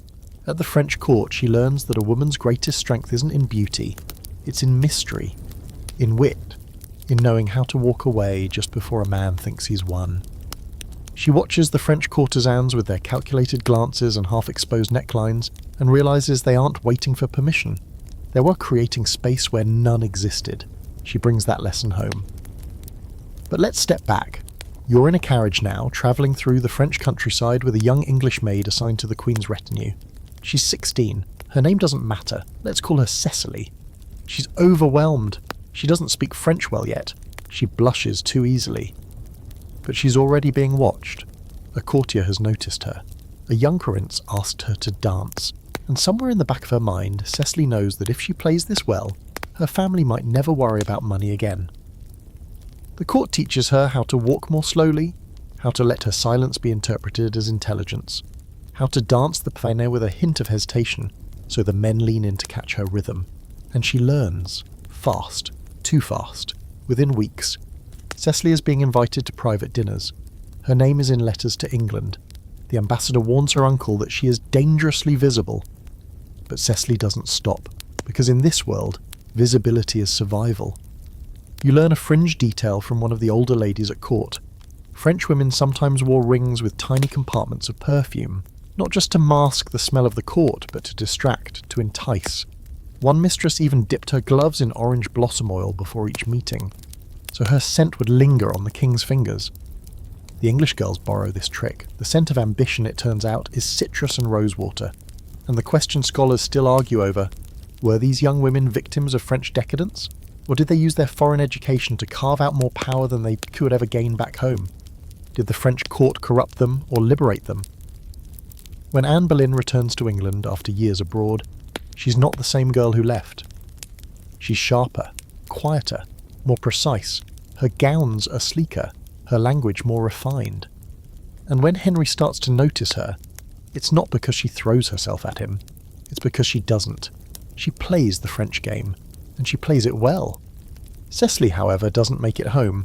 She's married off to a minor noble in Gascony, her name fading from English records. Her family receives a tidy dowry, her younger sister is sent to court in her place, and so the cycle continues. You start to understand that abroad isn't just a change of location, it's a forge. English girls who pass through the French court either return transformed or don't return at all. Some are broken, others become women the English court doesn't quite know how to handle. Too polished, too clever, too aware of their own value. And yet, when their names appear in letters and memoirs, they're often reduced to footnotes. She served abroad, a polite euphemism, everyone knows what it means. She learned to speak softly, walk like smoke, and play a dangerous game with a charming smile. Tonight, you leave France reluctantly, the echo of music still in your ears. You step back onto English soil changed, scented, sharpened. Because while English mistresses learned how to survive in the king's court, the best of them learned how to win in France. You hear it before you see it. The cry of a newborn, thin and desperate, echoing off stone walls that were never built for softness. The bedchamber smells of sweat and rosewater, and someone has opened a window to let in the late spring air, though it does little to mask the ache in the room. You're standing at the side of a royal mistress giving birth, not to a secret, not to a rumour, but to a child of the king, and now everything changes. Tonight, you witness one of the most dangerous and heartbreaking transitions a woman in the Tudor court could face, from mistress to mother of a royal bastard. You look down at the woman in bed. Her name is Joan, or Marjorie, or Alice. She is young, her hair plastered to her forehead, her hands still trembling from gripping the bedpost as the midwife urged her to push. The child is being washed now in a wooden basin lined with linen, inspected by a nurse and wrapped too tightly and swaddling. It's a boy, or a girl. Either way, the nurse doesn't smile. She doesn't need to. The importance of this moment isn't written on faces, it's written in inheritance. In bloodlines, in the tension that settles over the house the moment the birth is announced. If it's a boy, you can already hear the possibilities being calculated in whispered corridors. If it's a girl, there's still value, just not as much. Either way, a royal child born outside of marriage is both blessing and curse. It's proof of the king's virility, and it's proof of his infidelity. The mother knows this, lying there in the damp sheets. She's won a strange sort of prize, and it might just ruin her life. You think of Elizabeth Blount again, who gave birth to Henry Fitzroy in 1519. The king's only acknowledged illegitimate son. For a time, Fitzroy was adored, showered in titles, Duke of Richmond, Lord High Admiral. He had his own court, his own coat of arms. Some even whispered, seriously, that he might be legitimised, named up heir. But that future unravelled. Fitzroy died young, 17, likely of tuberculosis. All that promise, gone. And Blount? She lived quietly afterward, married off respectably, but always remembered as the girl who almost changed everything. But most of these mothers, they don't get titles, they don't get remembered. They get sent away, they're paid. Sometimes married off to someone agreeable, someone willing to take on another man's child in exchange for a pension or a slice of land. Sometimes they vanish altogether. The king never visits. A wet nurse takes over. The court turns the page. You see one of these children now, toddling through a garden maze behind a country manor. His eyes are unmistakable, pale blue like the king's, but no one says it. He's being raised by his uncle, though the servants know better. He'll grow up surrounded by careful lies and subtle privileges, a tutor paid for by someone anonymous, a set of books stamped with the royal insignia, and when he's older, perhaps he'll be invited to court, but never officially. Never as a son. There's a fringe theory among Tudor scholars, one they pass around in footnotes and late-night academic conferences, that Henry VIII fathered more than a dozen illegitimate children. The names are speculative, the evidence circumstantial, but the pattern is there. Girls who disappeared for several months, boys who entered royal service with no known parentage but all the right connections, a gold ring slipped into a cradle, a royal crest engraved too lovingly. Enough smoke to suggest fire, even if no one will light the match. Of course the debate rages. Why did Henry only acknowledge Fitzroy? Was it pride? Politics? Was Fitzroy simply the only one he loved enough to claim? Or were there others who were kept secret, perhaps because they weren't politically convenient? One woman's child might tie Henry too closely to an enemy faction. Another might challenge the legitimacy of his lawful heirs. Better then to pretend they didn't exist. And then there's the mother herself, standing by the window now, months after the birth. She's pale, thin. She watches the child play in the grass. A governess hovers nearby, careful but distant. The mother's gown is expensive but dated. She hasn't been to court in over a year. Her letters to the king go unanswered. The silence is her answer. You ache for her, but not just out of pity, out of admiration, because she knows what this all meant. She knew from the first whispered summons to the king's chamber what could happen. She took the risk anyway. Maybe for her family, maybe because she didn't have a choice, maybe, just maybe, because she believed, even briefly, that he might love her. And now, she has a child who bears a famous face and a forgotten name. Some of these children do well. They become knights, courtiers, soldiers. They marry well, or at least well enough. Others disappear into quiet parishes or foreign cities. Their parentage hinted at in dusty records, but never confirmed. The crown watches from afar, making sure no one gets too close to dangerous truth. You see a document once, half-burned, with a list of children attached to the court in some financial way, each one traced back to a mistress formerly favoured by the king. The names are vague, the amounts are small, but they're there, and they're real.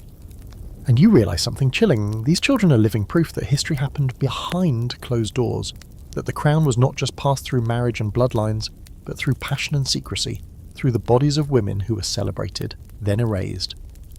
But some part of them survives, in their children, in the shape of a chin, the fire in the eyes, the intelligence behind a smile.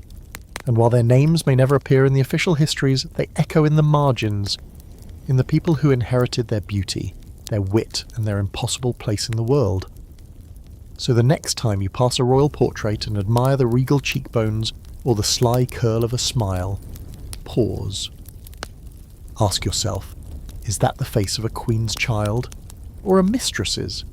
You're walking across a quiet patch of countryside now, rolling green hills, hedgerows dotted with blackberries, and an estate house just coming into view on the horizon. It's peaceful, idyllic. The kind of place where history seems like something that happens to other people. But make no mistake, this isn't a retreat. It's a reward. Tonight you explore the golden parachutes of Tudor politics, property, titles and other apologies, the compensation given to mistresses once their usefulness had erode. Because the crown doesn't send flowers after a breakup, it sends land deeds. It starts with the gift. At first it's subtle, a necklace here, a bolt of fine fabric. A chest of coins delivered discreetly. It's not public, but it's known, a way of saying thank you without saying too much. Sometimes it's not even for the mistress herself, it's for her father or her brother or her soon-to-be husband. You see how favour trickles outward like oil across water. Entire families benefit from one well-timed romance. Take Elizabeth Blount again. After her time with Henry and the birth of Fitzroy, she was married off to Gilbert Taleboys, a respectable nobleman who suddenly found himself titled as Lord Taleboys of Kyme.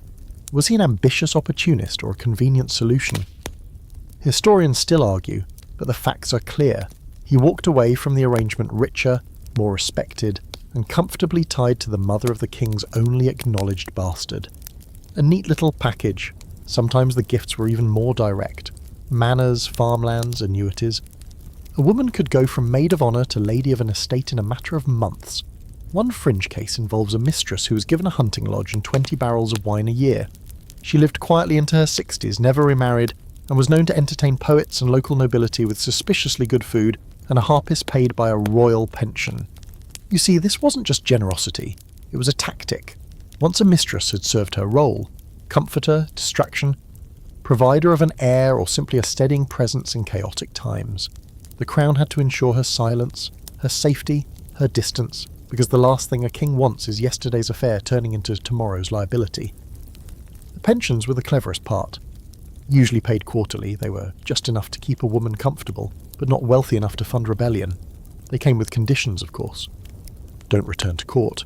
Don't write memoirs. Don't stir up old rumours. In return, you get a roof, some servants, and the promise that your children will marry well, if not too well. You walk through one of these houses now, long since emptied. The floorboards creak. A peacock feather fan lies broken in a corner. In the study, there's a desk still bearing the ink stains of letters never sent. You imagine the mistress who lived here, once touched by royal hands, now brushing dust from her sleeves as she watches the seasons pass. The silence must have been deafening. Not all mistresses accepted their golden cages so easily. Some demanded more, land in multiple counties, positions for brothers or sons. One famously asked for and received a lifetime supply of imported oranges, which sounds absurd until you realise how expensive they were. That was real power, the ability to make frivolity official. There were also attempts at rehabilitation. Now that your services are no longer required, the tone goes, how about a respectable marriage? If the woman was young and still considered beautiful, a match could be arranged, often with a nobleman in need of royal favour, or a widower whose loyalty needed a bump. These marriages weren't exactly romantic, but they were contracts, just like everything else in Tudor life. Of course, not all gifts were enough to erase the past. Some mistresses lived with a strange kind of half-honour, respected locally but whispered about in London. Their daughters might be welcomed at court, but their names were always mentioned with a raised eyebrow. Their sons might join the army or enter the church, but never too high. The ceiling had been set. One heartbreaking case involves a woman, never officially named, who was gifted a small estate near York. She lived there for decades, unmarried, and died alone. Her will left everything to a niece with one instruction, that a certain locked trunk never be opened. Of course it was opened later. Inside, dozens of letters, all unsigned, all written in the same hand, the king's likely. Scholars still debate their authenticity, but the estate, the money, the sudden comfort, it all fits the pattern.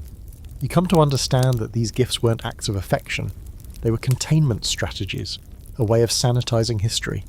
If you give someone enough, you hope they won't ask for more, that they'll vanish into comfort, into domesticity, into a life of controlled luxury. It rarely worked as cleanly as intended. The debate still burns among historians. Were these women being compensated for emotional trauma, or were they collaborators in a transactional system? Was the land a reward for silence or simply recognition of service? Again, the line blurs.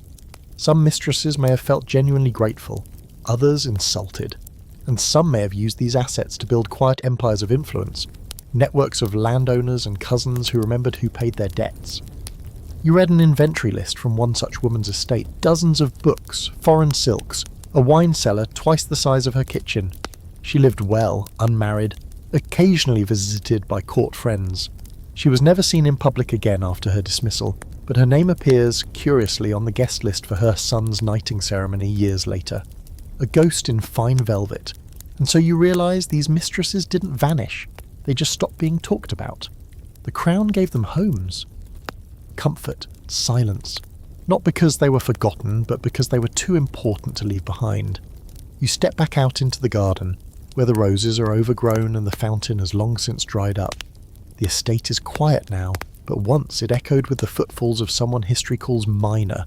Someone who was quietly handed the keys to a kingdom, if only for a moment, and then paid to never mention it again.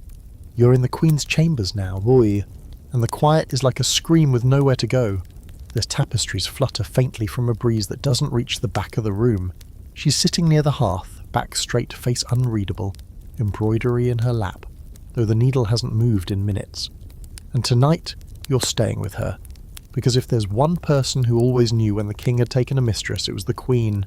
So tonight, you ask the question no one dared ask her to her face. What does a queen do when her husband wants someone else? You start with Catherine of Aragon, regal, Sarnish, impeccably Catholic. She was married to Henry VIII for 24 years, and during that time she endured, quietly, at least a handful of mistresses, Elizabeth Blount, Mary Boleyn, others whose names history barely bothered to remember. Catherine never caused a public scene. She didn't sob in front of the court or storm out of mass. No, she practiced the ultimate royal performance, endurance.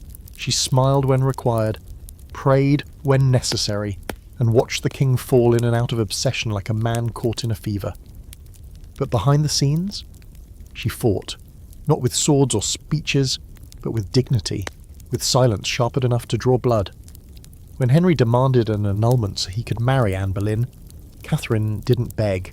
She called herself Queen. She refused to step aside. She said flatly that she was his true wife, before God and the law. Her refusal set off a chain reaction that split the country in half, and even as Anne rose, Catherine held her place, not on the throne, but in the hearts of many who still called her the real queen. Now you're standing behind Anne herself. That's right, mistress turned queen, finally on the throne, only to watch it happen to her. You can feel the irony tighten around her like the laces of her gown. Anne had replaced Catherine, and now she was being replaced too. Jane Seymour is young, pale, quiet, everything Anne is not, and Henry, now bloated with age and pressure, looks at Jane the same way he once looked at Anne, with desire disguised as destiny. Anne sees it happening. She knows the signs, because she was the sign. The missed glances, the late-night conversations, the sudden distance at meals, and then, the worst insult, the public favouring. When the king started paying attention to a woman in front of the Queen, it was no longer a flirtation. It was a message. Anne did not take it quietly. She fought loudly and sharply. She accused Jane of stealing her husband. She shouted. She even once tore a jewel from Jane's hand in full view of the court. But Anne's power was already slipping. Henry had begun referring to her temper. And you know what happens when a woman's rage is no longer seen as strength but as evidence of instability. Within months, Anne would lose not just her husband's affection, but her head. Then comes Jane Seymour. The quiet one, the loyal one, the woman who kept her opinions soft and her presence softer. She too becomes queen, but her story ends almost before it begins. She dies in childbirth after giving Henry his long-desired son, and so she never lives to watch him stray. In a cruel twist, she becomes the only one of his 6 wives he never betrays, not by choice but by fate. But what about the others? Anne of Cleves, who famously had the good sense to not fight. She knew the marriage was a mistake. So when Henry started favouring Catherine Howard, Anne smiled, stepped aside and took her divorce settlement, palaces, lands, a healthy pension, and lived comfortably as the king's beloved sister. She outlived them all. Catherine Howard, of course, was too young and inexperienced to see it coming. She was Henry's fifth wife, barely 17, and while the king's interest in her began with all the fire of his past obsessions, it didn't last. And when his eye began to wander again, she made the fatal mistake of wandering too. Her own affairs, real or imagined, became the fuel for her execution. Once again the Queen paid the price. Finally, Catherine Parr, his sixth and last wife, widowed twice already, clever beyond her years, and smart enough to turn her role into something more maternal. When the king strayed, if he did, she said nothing. She focused on nursing his ailments, managing his children's education, and surviving.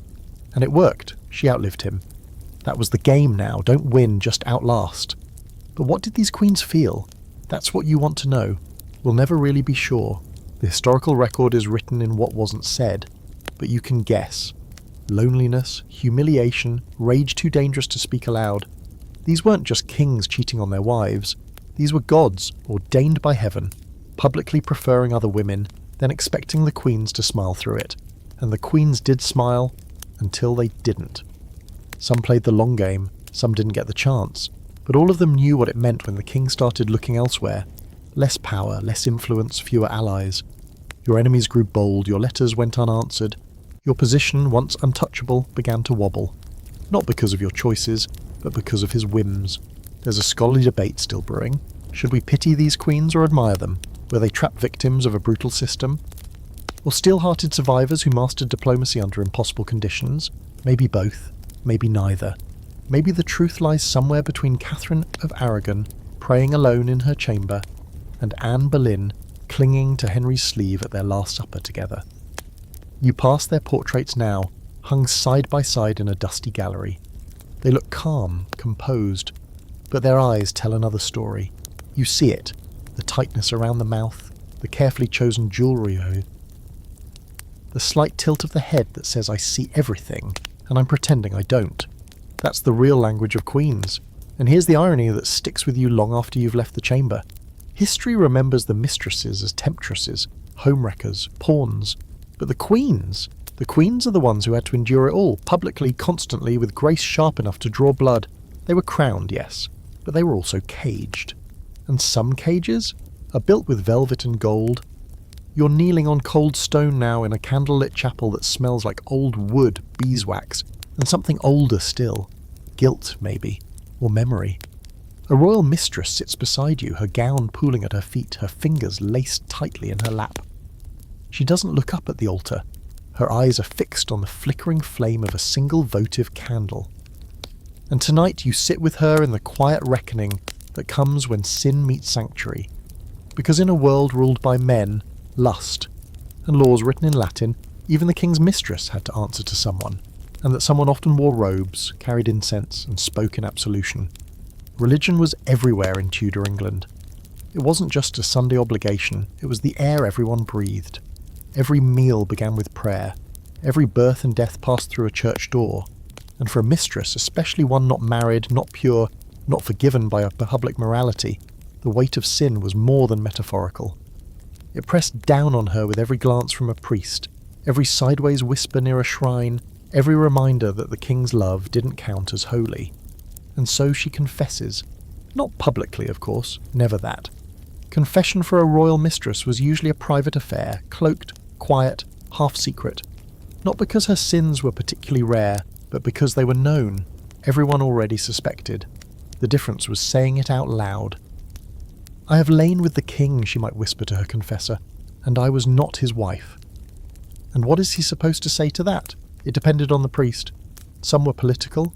They nodded gravely, gave her penance, and passed the information on to higher clergy, or sometimes to the king himself. Others were compassionate. They reminded her that even Mary Magdalene found grace, that sin, when repented, could still be washed away. But the best and rarest simply listened. Because forgiveness is complicated when your sin is also your survival. You think of Anne Boleyn, who was devout to the point of obsession. She carried a small book of hours everywhere, scrawled prayers in the margins, quoted scripture like armour. Her faith wasn't performative. It was internal, sharp, demanding. And yet she sinned, by the standards of the day. She fell into lust, ambition, marriage, with a man not legally free. Did she confess before the sword fell? Yes, by all accounts she did. Her final words were soaked in religious submission. Whether she felt forgiven, well, that's something only the walls of the tower knew. But not all mistresses turned queens. Most remained in their ambiguous limbo, half sinner, half saint, depending on which bishop was talking. Elizabeth Blount was known to be pious after her affair ended. She gave to local churches, funded a small chapel near her estate. Perhaps it was guilt, perhaps gratitude. Maybe she simply understood that in Tudor England, one did not step away from sin without building a church behind them. You hear a fringe tale, barely mentioned in the records, of a mistress who confessed so regularly her priest begged her to stop coming. "Your soul is not damned," he reportedly said, "but your mind insists on living in the fire." She left a rosary behind, carved from ivory, the beads worn down from years of restless counting. No one knows her name, just that she wept often. The Reformation complicates everything. Suddenly, the lines blur even more. The king is the head of the church now, so what does it mean to sin against a man who writes the rules? If Henry VIII says his mistress is pure enough to become queen, who can argue? Confession changes. Penance becomes political. The old priests are replaced. The Latin is swapped for English, and the women, they adapt. One mistress reportedly asked her confessor whether it was more sinful to refuse the king than to surrender to him. That's not a joke, it was a serious question. Say no and you insult God's anointed. Say yes and you break the seventh commandment. There was no right answer, just consequences. You imagine a woman kneeling before the altar after the king has moved on, her body still marked by his affection, her heart torn between what she was told was sacred and what she was forced to do to survive. Does she feel dirty, redeemable, empowered? Some historians argue, though, that the church manipulated women with shame. Others believe that confession was one of the only spaces where these women could reclaim control, by naming their sins on their own terms. The chapel offers no response. There's something deeply theatrical about all of this. Mistresses don't wear crowns, but they do wear guilt like one. Whether they believe in hell or not, they know what it means to be judged. By other women, by priests, by history. So they pray, some out of habit, some out of desperation, and some because, if you've lost favour at court, there's only one more throne left to kneel before. You watch as the mistress beside you lights a final candle and stands. Her face is unreadable, not defiant, not broken, just still. She walks back into the world knowing that forgiveness might be real, or might be a story she tells herself to sleep at night. Either way, it's the only currency she has left. You remain a moment longer in the pews, the wind rattles the stained glass slightly. And you realise that in the grand game of power and pleasure, it wasn't always the king who had the final word. Sometimes it was God. You're alone in a candlelit storeroom now, your fingers tracing the brittle edge of parchment as dust dances in the air like something alive. The room smells of old vellum and lavender oil. Someone tried to preserve these things once. You're not supposed to be here, and certainly not supposed to be touching this. A letter, folded 3 times, sealed with a faint impression of a signet long worn to smooth. It rests like a secret that almost never made it. Tonight, you're reading the words that weren't meant to survive. The scraps of longing, power and pleading that somehow escaped the fire. Tonight is about letters that shouldn't exist. Because here's the truth no one likes to admit. The most dangerous object in the Tudor court wasn't a dagger or a cup of poisoned wine, it was a letter. Written in haste, hidden in a glove, folded into the spine of a prayer book. And when you're a royal mistress, those letters are lifelines and nooses in equal measure. You begin with Henry VIII's infamous letters to Anne Boleyn. 17 of them survive. 17 glimpses into the king's aching, petulant heart. He writes to her as if he's a lovesick teenager, calling her his mistress and friend, obsessing over her absence, showering her with awkward praise and breathless desperation. He signs one with "written by the hand of your loyal servant and lover." You don't know whether to swoon or cringe, but what's more incredible than the content is that they still exist at all. Anne didn't return them. She kept them, or someone did. Perhaps for leverage, perhaps for memory, perhaps because part of her liked being able to hold the king's heart in her hand on paper, with his ink still fresh. Eventually they were stolen by whom we'll never know, and now they're stored in the Vatican, which feels like poetic revenge for the man who ripped England from the Pope's grasp just to marry the woman who once read them. Then there are the hidden drafts, letters never sent, or perhaps copied in someone's hand to avoid discovery. You hold one now, unsigned, possibly by Jane Seymour before she became queen. The handwriting is neat, measured, the words are soft but firm. She refuses a gift. "I cannot accept what is not mine to earn," it says. It could be forgery, it could be fiction, but it feels real.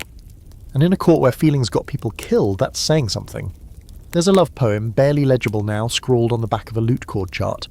It's addressed to the dark-eyed lady in blue and signed only with an initial. Some say it was written to Mary Shelton, another of Henry's brief favourites. Others argue it's nothing at all, just court poetry. But again, nothing at court was just anything. You stumble across a scrap of a much sadder kind. A note tucked into a book of hours, smudged with what might be tears or rain. It reads, "He promised to come, but the candles burned to nubs, and only the wind answered."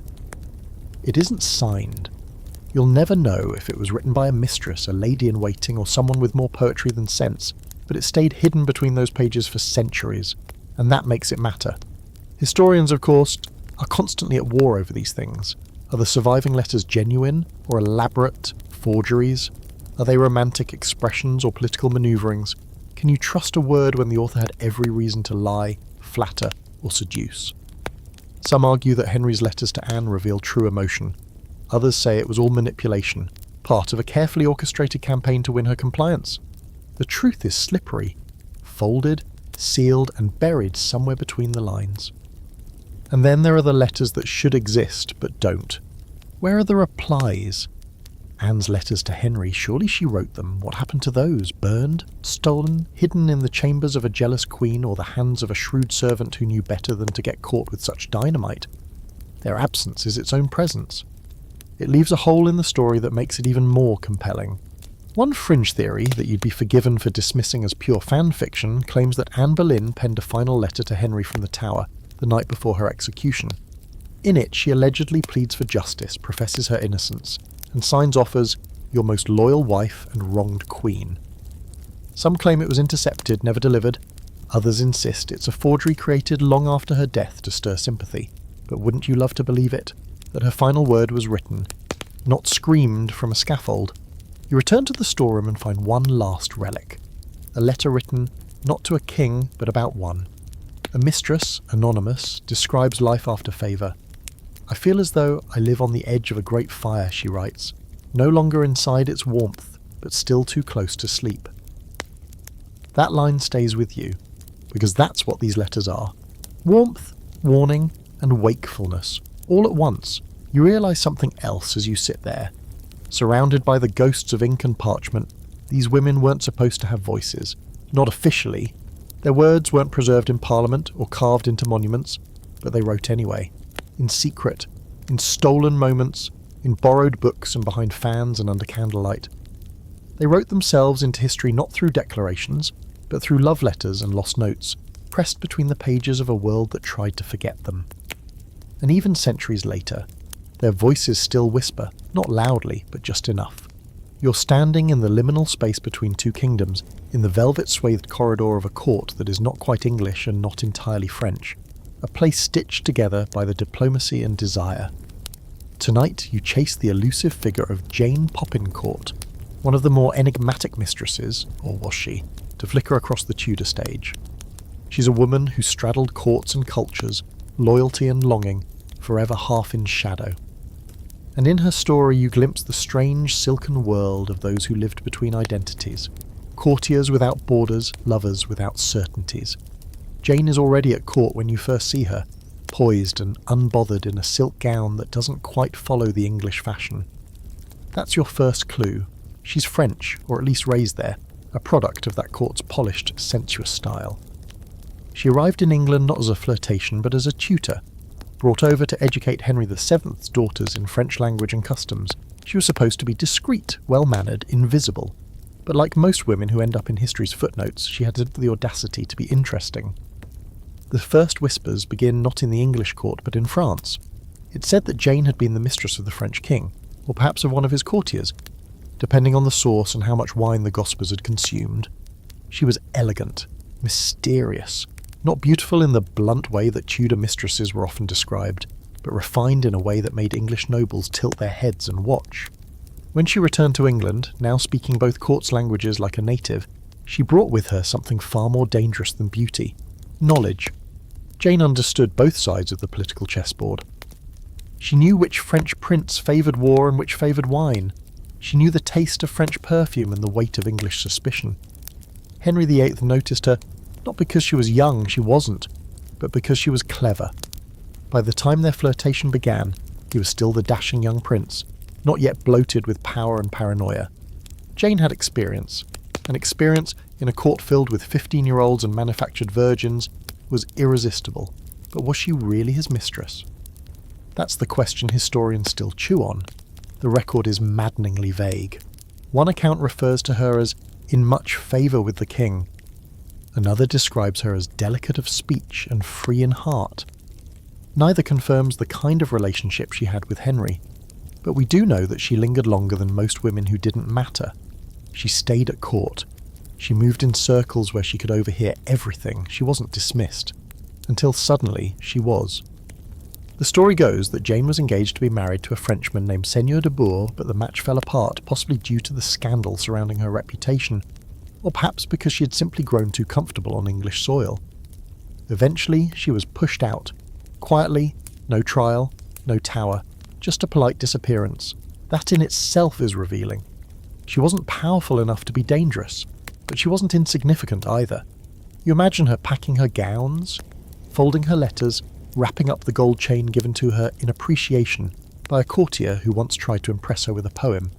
She leaves behind no confirmed children, no landed title, no famous death. But she leaves a mark anyway.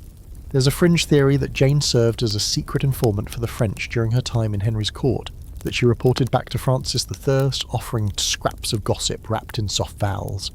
There's no proof, but you can see how the idea formed. A woman fluent in 2 languages, welcomed into the private rooms of nobles, possibly the king himself. It wouldn't take much to slip a word into the right ear, or a letter into the wrong pouch. Others argue she was merely a pawn, tolerated for a time, then discarded when her value waned. And still others insist she was a prototype, a woman who used her cross-cultural fluency and ambiguous status to carve out influence in a world that rarely let women do so openly.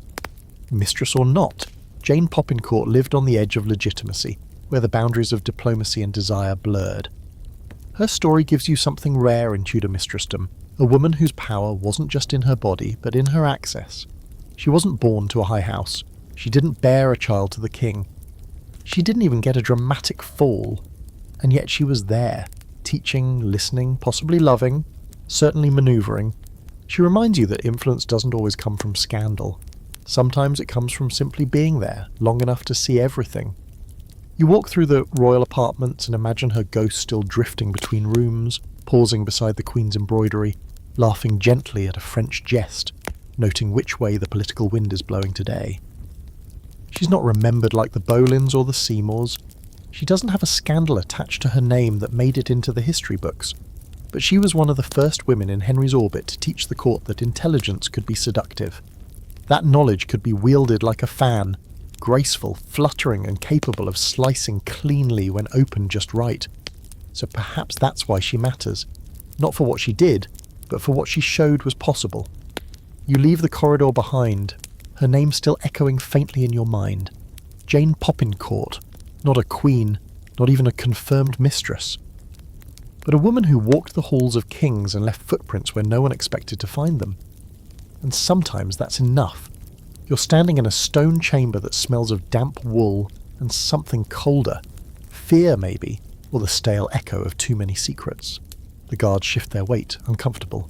A clerk scribbles something down and avoids eye contact. In the centre of the room, a woman trembles, not from shame, not even from anger, but from the crushing realization that her greatest mistake wasn't loving the king, it was letting him stop. Tonight, you're standing witness to the brutal price of passion turned political. This is the section no one wants to believe, but everyone needs to hear. Punishments for loving the king.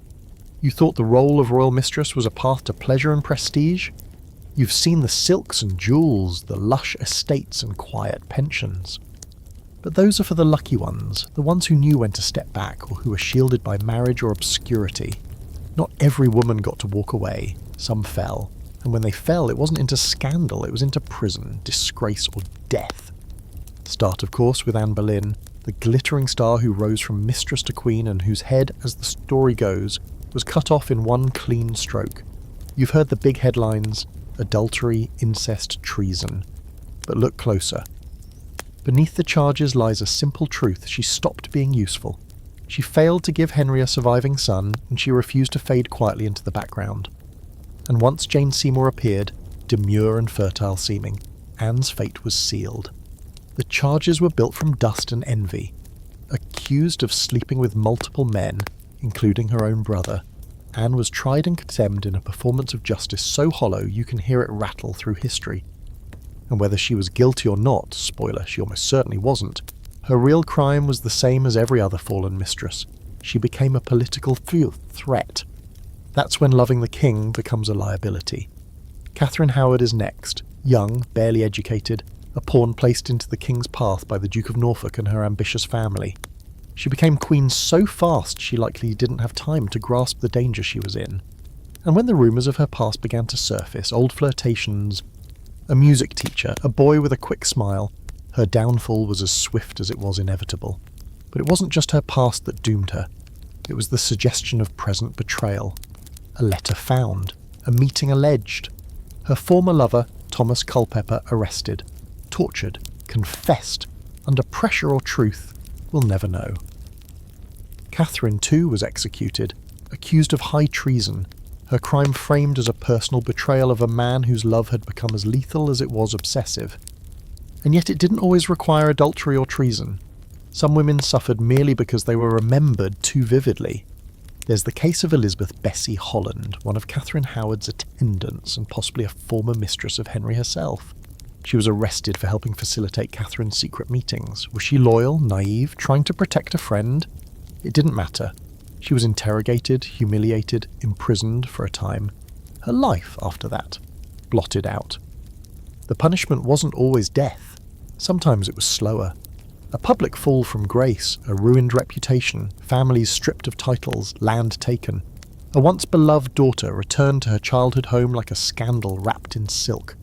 You read about a woman, name redacted by the chronicler, who refused the king's advances. She wasn't punished openly, of course, but her father lost his court post. Her brother's betrothal fell through. A subtle, poisonous revenge.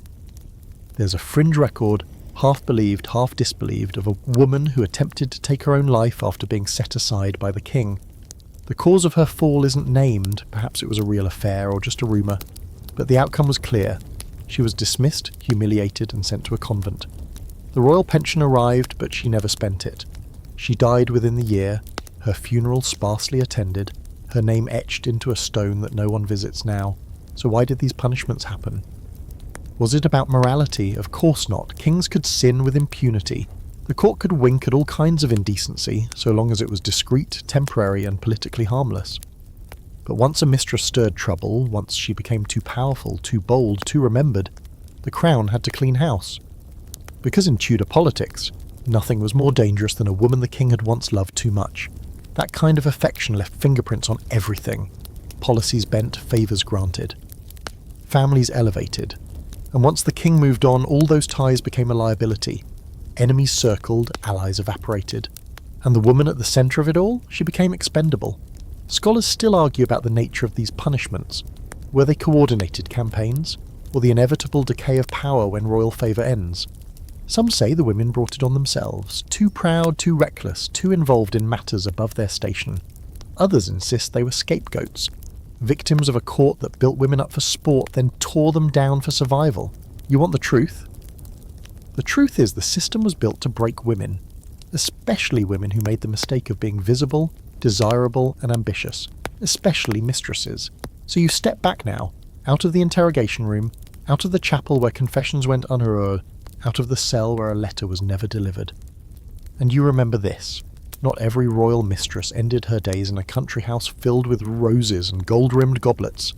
Some ended them here, in cold rooms, surrounded by silence, asking themselves what their love was really worth. and what it cost. You're standing in the garden now, near a crumbling sundial that no one winds anymore. The sun is setting over the edge of the orchard, and for the first time in a long time, the court is quiet. No feasts, no masks, no galloping rumours. Because tonight, the king is bored, and that, more than scandal or treason or ambition, is the slow, soft death of a royal mistress's power. Tonight, you sit in the uncomfortable silence that follows obsession. Because when the king grows bored, the music stops, and you're still dancing. At first, the change is so small you almost don't notice. A dinner passes without a glance. A letter goes unanswered. The chamberlain skips your name on the list for the hunting party. You're still at court, still wearing fine gowns, still sitting close to the queen, still being nodded at by those who once bent to you, but the warmth is gone. That subtle shift in the king's tone, the way he used to lean in when you spoke. Gone? Now he leans out towards someone else. You've seen it happen before, to other women. You've even gossiped about it. Lady Alice, poor thing, one moment she's riding beside him, next she's sent off to Wiltshire with a basket of pears and a polite note. But now it's you, and it doesn't feel like gossip. It feels like you're standing in a room that was once full of candles, and someone snuffed them out one by one, quietly. The court is skilled at picking up on these things. You used to be approached with care, measured flattery, gifts disguised as pleasantries, quiet offers of assistance. Now you're met with a different kind of politeness. The not quite looking you in the eye sort. The we should catch up later smile that never turns into a conversation. The younger ladies start standing a little closer to the king. They laugh louder. One of them wears your colour to a feast. Bold. Even the queen seems to notice. Depending on who she is at the time, her reaction varies. If it's Anne, there's satisfaction flickering behind her lashes. If it's Jane, perhaps a trace of sympathy. Catherine Parr, she probably pities you. But they all understand the game. The mistress is only dangerous when she's adored. Once she's not, she's just awkward. So what happens next? It depends on how you play it. Some women cling, they write letters, they cry their eye, plead with courtiers, slay up notes into books, beg the king for one more audience. It never ends well. The desperation is too loud. It confirms what everyone already suspects. Your moment has passed. Others try to pivot. They throw their lot in with another nobleman. Marry quickly, accept a political match and pretend it was their idea all along. A few even succeed. They reinvent themselves as wives, landowners, patrons of the arts. One former mistress builds a school in her name. Another retreats to a nunnery, possibly of her own choosing, probably not. But the most interesting ones, they disappear on their own terms. They see the signs and bow out gracefully. No tantrum, no farewell letter, just a quiet exit from the scene before they're shoved out. It's the most elegant way to fall, and the rarest, because it takes a kind of strength to leave before the music stops. You hear about one such woman, a mistress who, realising the king's attention had drifted, requested to retire to her family's estate to recover from a persistent cough. She left behind only a prayer book and a pair of gloves embroidered with the royal crest. No letters, no public statements. Within a year she was married to a wealthy baron and had a child on the way. Some say the king wrote her once more. Others say he forgot her name. Either version might be true. The boredom of the king is, in many ways, more lethal than his fury. At least when he's angry, he remembers you. When he's bored, you vanish. You become something he once enjoyed, like a tapestry that no longer matches the room. And once he forgets, the court forgets faster. There's a fringe anecdote about a mistress who tried to reignite the spark by composing a song, flute, lute, voice. She had it performed at court by a group of minstrels during a feast. The lyrics were obvious, too obvious. The king barely looked up from his plate. She was sent to the country within the week. The song survives in a dusty archive. No one plays it anymore. Historians argue over the fate of these discarded women. Were they victims of a fickle man, or casualties of a system that only valued women when they were new, useful, or pregnant? Some claim they wielded real power, even in decline. Others insist they were illusions of agency, allowed to exist only while they entertained. And you? You've seen both sides now. The power, the peril, the pacing sadness when the king turns his gaze elsewhere. And then there's the loneliness. That might be the cruelest part. After the excitement, the rush, the attention, the isolation feels brutal. Your former allies drift away. The nobles stop sending wine. You hear about the court's latest gossip from a letter, not a conversation. You're still wearing the dress he liked, but he's already complimented someone else's. Eventually, the court stops talking about you entirely. And in a world where your name was once spoken with awe or envy, that kind of silence is almost unbearable, but not final. Because here's the secret no one says out loud. The king always gets bored with mistresses, with wives, with policies. The only question is how you survive the silence. Some do, some don't. And you're still standing. Which means there's time yet to rewrite the ending. You're watching a woman brush her hair by candlelight, slow, steady, 100 strokes in practiced rhythm, each one as silent as the breath she's trying to steady. The court is asleep, or pretending to be, but her mind isn't. Because tonight, she's thinking about her job, not embroidery or attending the Queen, not composing a flattering verse or rehearsing a dance, her real job. The most dangerous, most unacknowledged, most quietly powerful position at the Tudor court, royal mistress. And make no mistake, it's a job. One that comes with perks, yes, but also scrutiny, isolation, and a daily risk of ruin. Welcome to the court's most dangerous position. You've seen the jewellery, the gowns, the gifts. From the outside it looks like a dream, a rise from obscurity to luxury, the adoration of a king, the envy of a court. But look closer. Beneath the pearls her hands are raw, her stomach is in knots. Every word she speaks is rehearsed, every movement considered.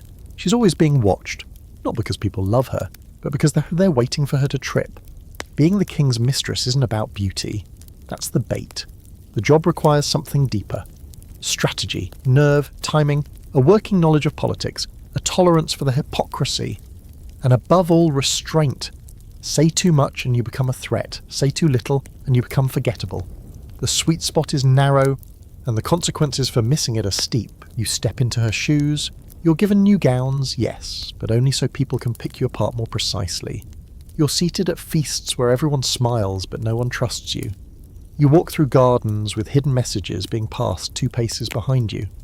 You wake up wondering if today is the day the king stops calling, or worse, the day he decides you're embarrassing. You can't even trust your own reflection. A mirror will tell you you're still beautiful, still wanted, but the gossip might say otherwise. And gossip is what shapes reality in court. You hear that your laughter is too loud, that the Queen's cousin thinks you're ambitious, that your latest poem was poorly received. Do you deny it? Do you shrug it off? Do you retaliate?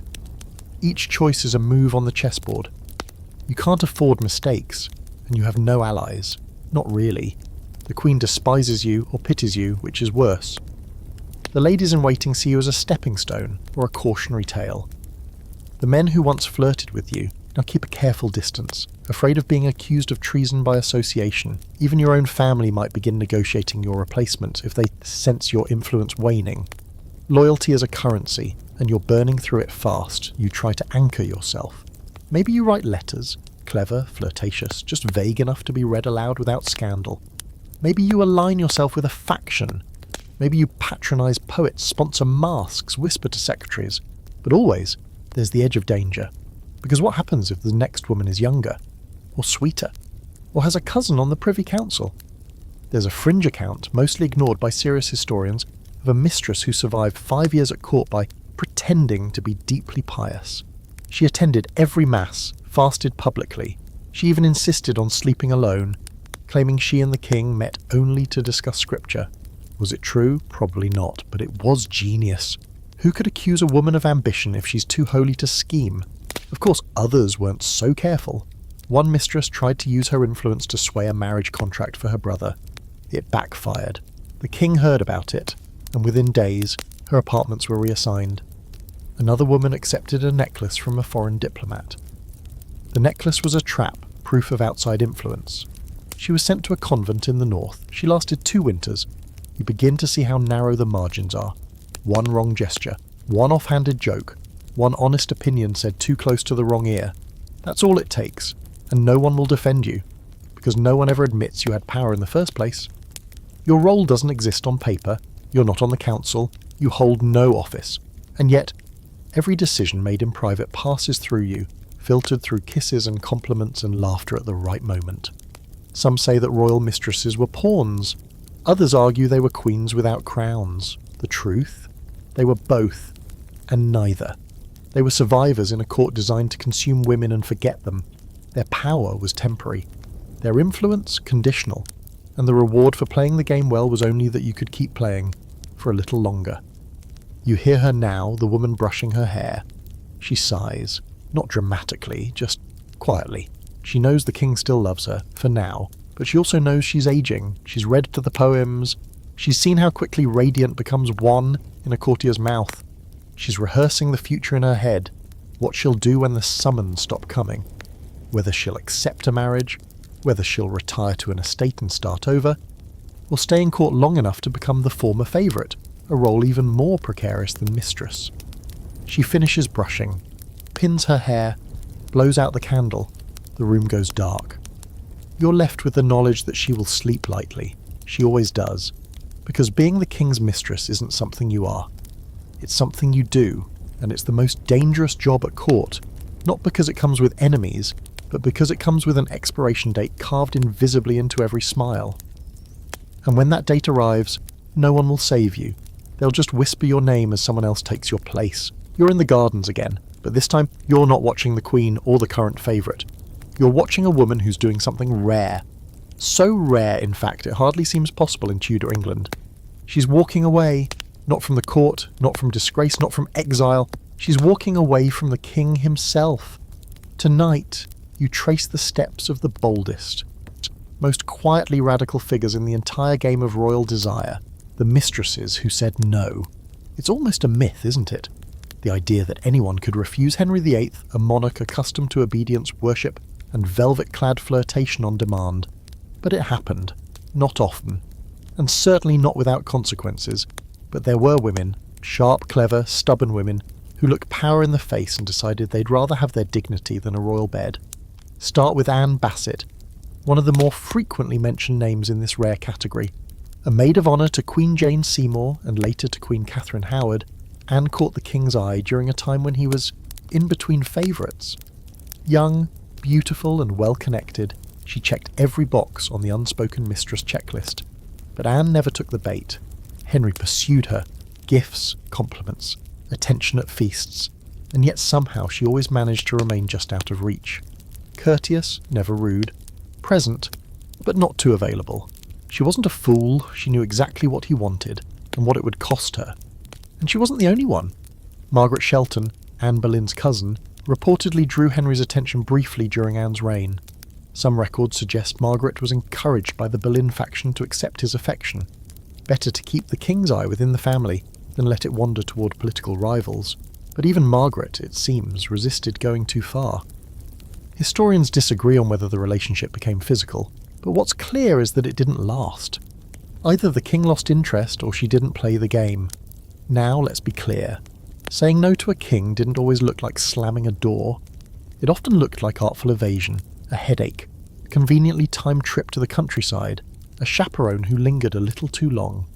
These women became experts at self-preservation through delay. In some cases, the refusal was political, protecting a family's reputation or securing a better marriage. In others, it was personal. These women knew their value, and they weren't interested in trading it for a brief flash of power that would likely end in disgrace. One fringe story, told more in court whispers than in actual records, involves a woman named Alice Restwold. She was not particularly high-born or especially beautiful, but something about her wit captured Henry's interest. One evening, during a private audience, he reportedly offered her a brooch, along with a comment that left nothing to interpretation. Alice smiled, took the brooch, and replied, "I prefer gifts not tied to service, your grace." She handed it back. He laughed. She was never summoned again. She also went on to marry a wealthy merchant and live, by all accounts, a very peaceful life. But of course, there was always a risk in saying no. Some refusals had a cost. One noblewoman's brother lost his court post just weeks after she declined to be entertained by the king during a hunting retreat. Nothing was said outright. There were no formal accusations, just the soft, deadly hand of displeasure. In the Tudor court, that was all it took. Still, these women resisted. Not out of ignorance, but out of calculation. They understood that becoming a royal mistress might offer temporary elevation, but also permanent scrutiny. One wrong move, one whisper too many, one slip of the tongue, and it could all unravel. Better, some decided, to keep their names unsmudged. Better to remain at court without the target on their back. Better to be unremarkable than infamous. It's important to remember that saying no wasn't always seen as virtue. Sometimes it was seen as arrogance, or worse, rebellion. A woman who turned down a king had to walk a dangerous line, graceful enough to avoid offence, firm enough to avoid misinterpretation. A single misstep could be fatal. And yet some still chose to hold their ground. There's a scholarly debate that persists even now. Why would a woman refuse the king? Was it morality, strategy, fear, self-respect? The answers vary, but most likely it was a combination of all those things, and something else. A clear-eyed understanding of the court's brutal cycle. These women had seen what happened to yesterday's favourites. The jewellery, the affection, the fleeting thrill of attention, all replaced, erased, forgotten. They chose instead the slower, safer path. They chose themselves. It's tempting to paint them as noble heroines, untouched by temptation. But the truth is more nuanced. They weren't saints, they were survivors, realists, women who read the room and knew the odds. And in a court obsessed with romance and reputation, their refusal was more radical than any scandalous affair. You walk behind one of them now, name unknown, gown simple, expression calm. She's not remembered in poems or letters. There are no portraits of her smiling next to a royal crest, but she was there. She saw the way the game was played, and she chose not to play, and in a strange way she won, because the mistresses who said yes, they were celebrated briefly, then discarded, their names attached to scandal, their families entangled in politics, their legacies stained by survival. But the ones who said no, they left the stage quietly and with their dignity intact. You pause by a marble bench where one of them used to sit. She once watched the king walk by, flirted just enough to stay safe, and smiled just enough to be remembered, but never crossed the line. Her story wasn't dramatic enough for the historians, but you see her now more clearly than ever. Sometimes the boldest choice isn't ambition, sometimes it's absence. You're in the archives now, deep beneath the grand echo of the palace halls, where the air tastes of old ink, candle soot, and the delicate crumble of parchment too fragile to unroll. You've got your fingertips on history's least read pages, the ones that don't make it into the glossy documentaries or the royal family trees. These are the scraps that whisper instead of shout. Because tonight you're peering into the warped mirror of time, where the royal mistresses of the Tudor era are reflected not as seductresses or villains, but as complex women flattened by the pens of men. Welcome to the long overdue re-examination of their place in the story, mistresses in the mirror of history. The first thing you realise is how little of them actually survives. Their voices are gone, overwritten by diplomats, chroniclers and satirists who almost never had the courtesy to quote them. What we know about these women comes mostly from the men who judged them, or from the rumours whispered by their rivals. The court loved a good scandal, and the press, even then, knew what sold. The king's mistress was never allowed to be human. She was either an angel of temptation or a devil in brocade. There was no middle ground. Take Mary Boleyn, for example. History remembers her mostly in relation to her more infamous sister. In most records, she's the other Boleyn girl, a footnote with golden hair. She was Henry VIII's mistress, yes, and possibly even bore him children, but she's treated as decoration. Not clever enough, not calculating enough, not important. But in the spaces between the lines, you see something else. A woman who has passed between kings like a gift, who played the role expected of her, and who eventually chose obscurity over political gain. When she married a man far beneath her station, for love no less, her family disowned her. The courage in that move is enormous, and yet we remember her as a footnote. Or take Jane Poppincourt, whom you followed just a few sections ago. She's been called a courtesan, a diplomat's tool, even a French distraction. But peel back the assumptions, and you find a multilingual woman navigating not just a foreign court, but a foreign culture, wielding language and wit in a space where most women weren't even educated. Her story isn't about sex, it's about strategy. And yet that narrative never got written. Even Anne Boleyn, possibly the most dissected woman in English history, is still a mystery. One side paints her as a social climber who used her charm to steal a crown. The other side casts her as a tragic reformer who paid the price for being too clever. But the truth, as always, is both and neither. She wasn't just a temptress, or just a victim. She was the woman who saw how the system worked, and dared to inherit herself into the middle of it. She was ambitious, yes, but so was Henry, so were Cromwell and Wolsey, and nearly every man in court. The difference is that Anne died for hers. Why, you wonder? do historians, especially the earlier ones, so often reduce these women to caricatures? Part of it is moral panic. The idea that a woman could wield influence through desire made people deeply uncomfortable. They couldn't admit that mistresses might be smart or strategic, or worse, sympathetic. So they were flattened into cautionary tales. Look what happens when a woman strays too close to power. Even their physical descriptions betray the bias. Read through the records and you'll see the pattern. Mistresses are either described as astonishing beauties, with an undertone of suspicion, or surprisingly plain, with an undertone of mockery. It's never about who they were, but how well they fit into the fantasy or the failure. Were they worth the scandal? Were they tempting enough to excuse the king? The focus is never on their thoughts, only their thighs. And yet in the margins, you start to recover their truths. A letter signed with a flourish that hints at pride. A donation to a local church that shows piety, not just performance. A will that includes servants by name. A scandalous rumour that, when unpacked, reveals a woman caught between survival and sacrifice. Slowly the mirror clears. Modern historians are finally starting to reframe the conversation. Feminist scholars, cultural historians, even a few bold novelists have begun asking better questions. Not who did she sleep with, but what did she want? Not how did she fall, but what did she risk? There's still pushback, of course. The image of the femme fatale is hard to kill, but the archive is shifting. The footnotes are growing louder. There's even a debate in academic circles now over whether mistress is a helpful term at all. Is it accurate? Is it reductive? Should we call them favourites or influencers, unofficial consorts? You smile at the irony. These women were once denied official titles, and now, centuries later, we're still arguing over what to call them. You lean back from the stack of documents and think about the lives behind the labels. Women who laughed, cried, plotted, prayed. Women who loved the king and maybe even loved him back. Women who made mistakes and tried to fix them. Women who were punished for the same ambition that won men knighthoods. They weren't just side characters. They were central to the drama of the Tudor court, and yes, they have been remembered as shadows. Until now, because if you've learned anything on this journey, it's this. History is not written in stone. It's written in ink, in margins, in erased names and half-kept secrets. And sometimes it's written by someone who stops long enough to look again. So here you are, looking, and seeing them at last in full light. You're standing at the edge now, the final flickering gasp of the Tudor dynasty.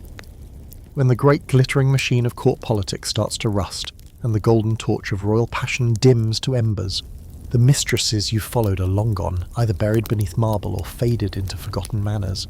But the system they moved through, the glances, the whispers, the blood and silk arrangements, it's still there. And now, at last, you meet the woman who outlasts it all. Tonight you follow the last mistress standing.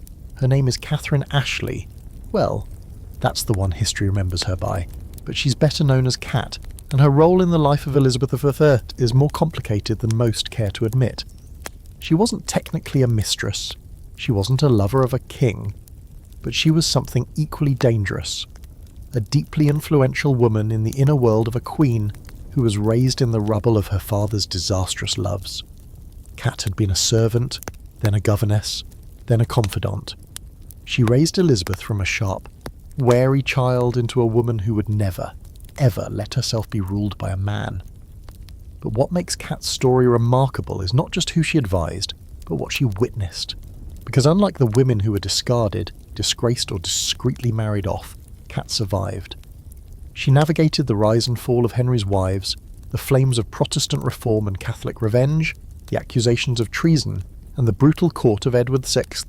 She stood beside Elizabeth through scandal, through exile, and into the crown. She may not have shared a bed with a king, but she understood power intimately. There's a fringe theory that Cat once carried letters between Elizabeth and Thomas Seymour, the ambitious and inappropriately affectionate brother of the Queen's late husband. Whether Cat supported the flirtation or merely tolerated it is up for debate. But one thing is clear, she knew how dangerous love could be. She'd seen it destroy queens and kill mistresses. And when Elizabeth narrowly escaped ruin during that episode, Cat changed. She clung to her queen like armour. She became not just a companion, but a protector. So in a way, Cat was a mistress, not in the sexual sense, but in the sense of influence. She wielded affection, loyalty and access. Ypres knew when to speak and when to vanish. And she never forgot what court favour could do to a woman. That made her powerful. And power, for a woman in Tudor England, was always dangerous. But if you want a true female royal mistress of the Tudor line, the last woman to ever hold the unofficial, deeply precarious role, it would be Lady Catherine Knollys, possibly the illegitimate daughter of Henry VIII and Mary Boleyn. Yes, that Mary Boleyn.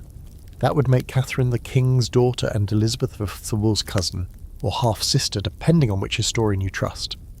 Catherine was never officially acknowledged by the Henry, but she was given an unusually favoured position at court, even serving as the chief lady of the bedchamber to Elizabeth I's. In other words, she slept in the same room as the Queen, dressed her, guarded her privacy.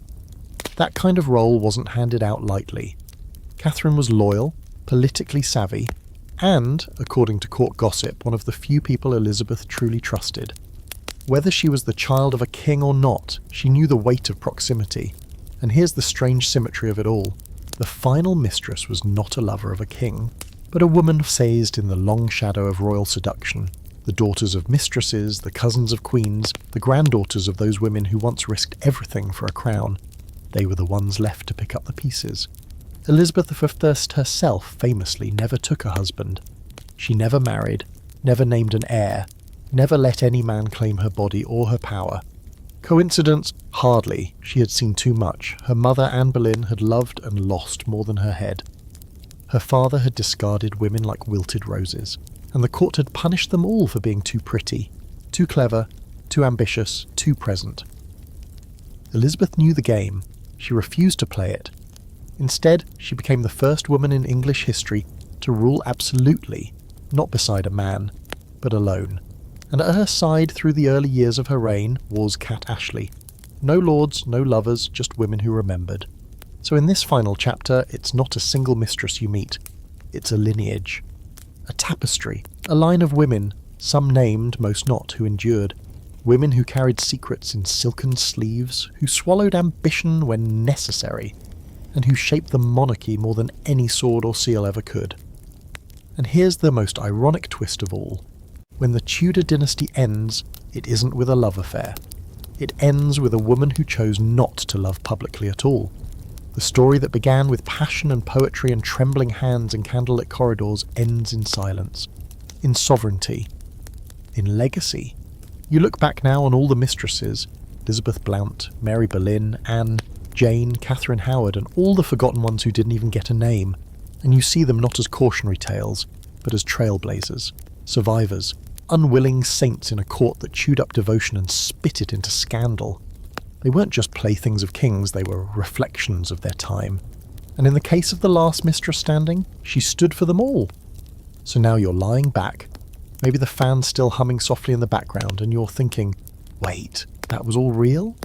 Oh yes, every subtle glance, every whispered threat, every silk ribbon laced through hair, not just for beauty, but for power, it all happened.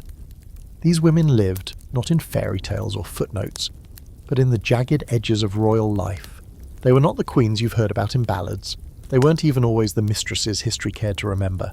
But they were there, in the soft spaces where empires rose and fell, wrapped in perfume, blood and prayer. What makes them unforgettable isn't just the drama. It's the delicate balance they walked, between love and leverage, favour and fear, obscurity and legacy. They knew what it meant to be wanted by a king and hated by a court. They knew how to read a room, how to fold a letter just so, how to survive a smile that turned cold, and maybe most of all, they knew how dangerous it was to be visible, and how much more dangerous it was to be forgotten. So tonight, you've stepped behind the velvet curtains, past the clean-cut lines of history books, and into the shadows where the real stories breathe. You've walked the gardens, knelt at the altar, listened to the wind rattle the windows of the king's bedchamber, and now, as the candle of the Tudor dynasty flickers out, you leave not with scandal on your lips, but a strange sort of admiration. Not because they were perfect, but because they existed at all, and left traces strong enough to still reach you here centuries later. Now close your eyes. They're quiet again, but they were never really gone.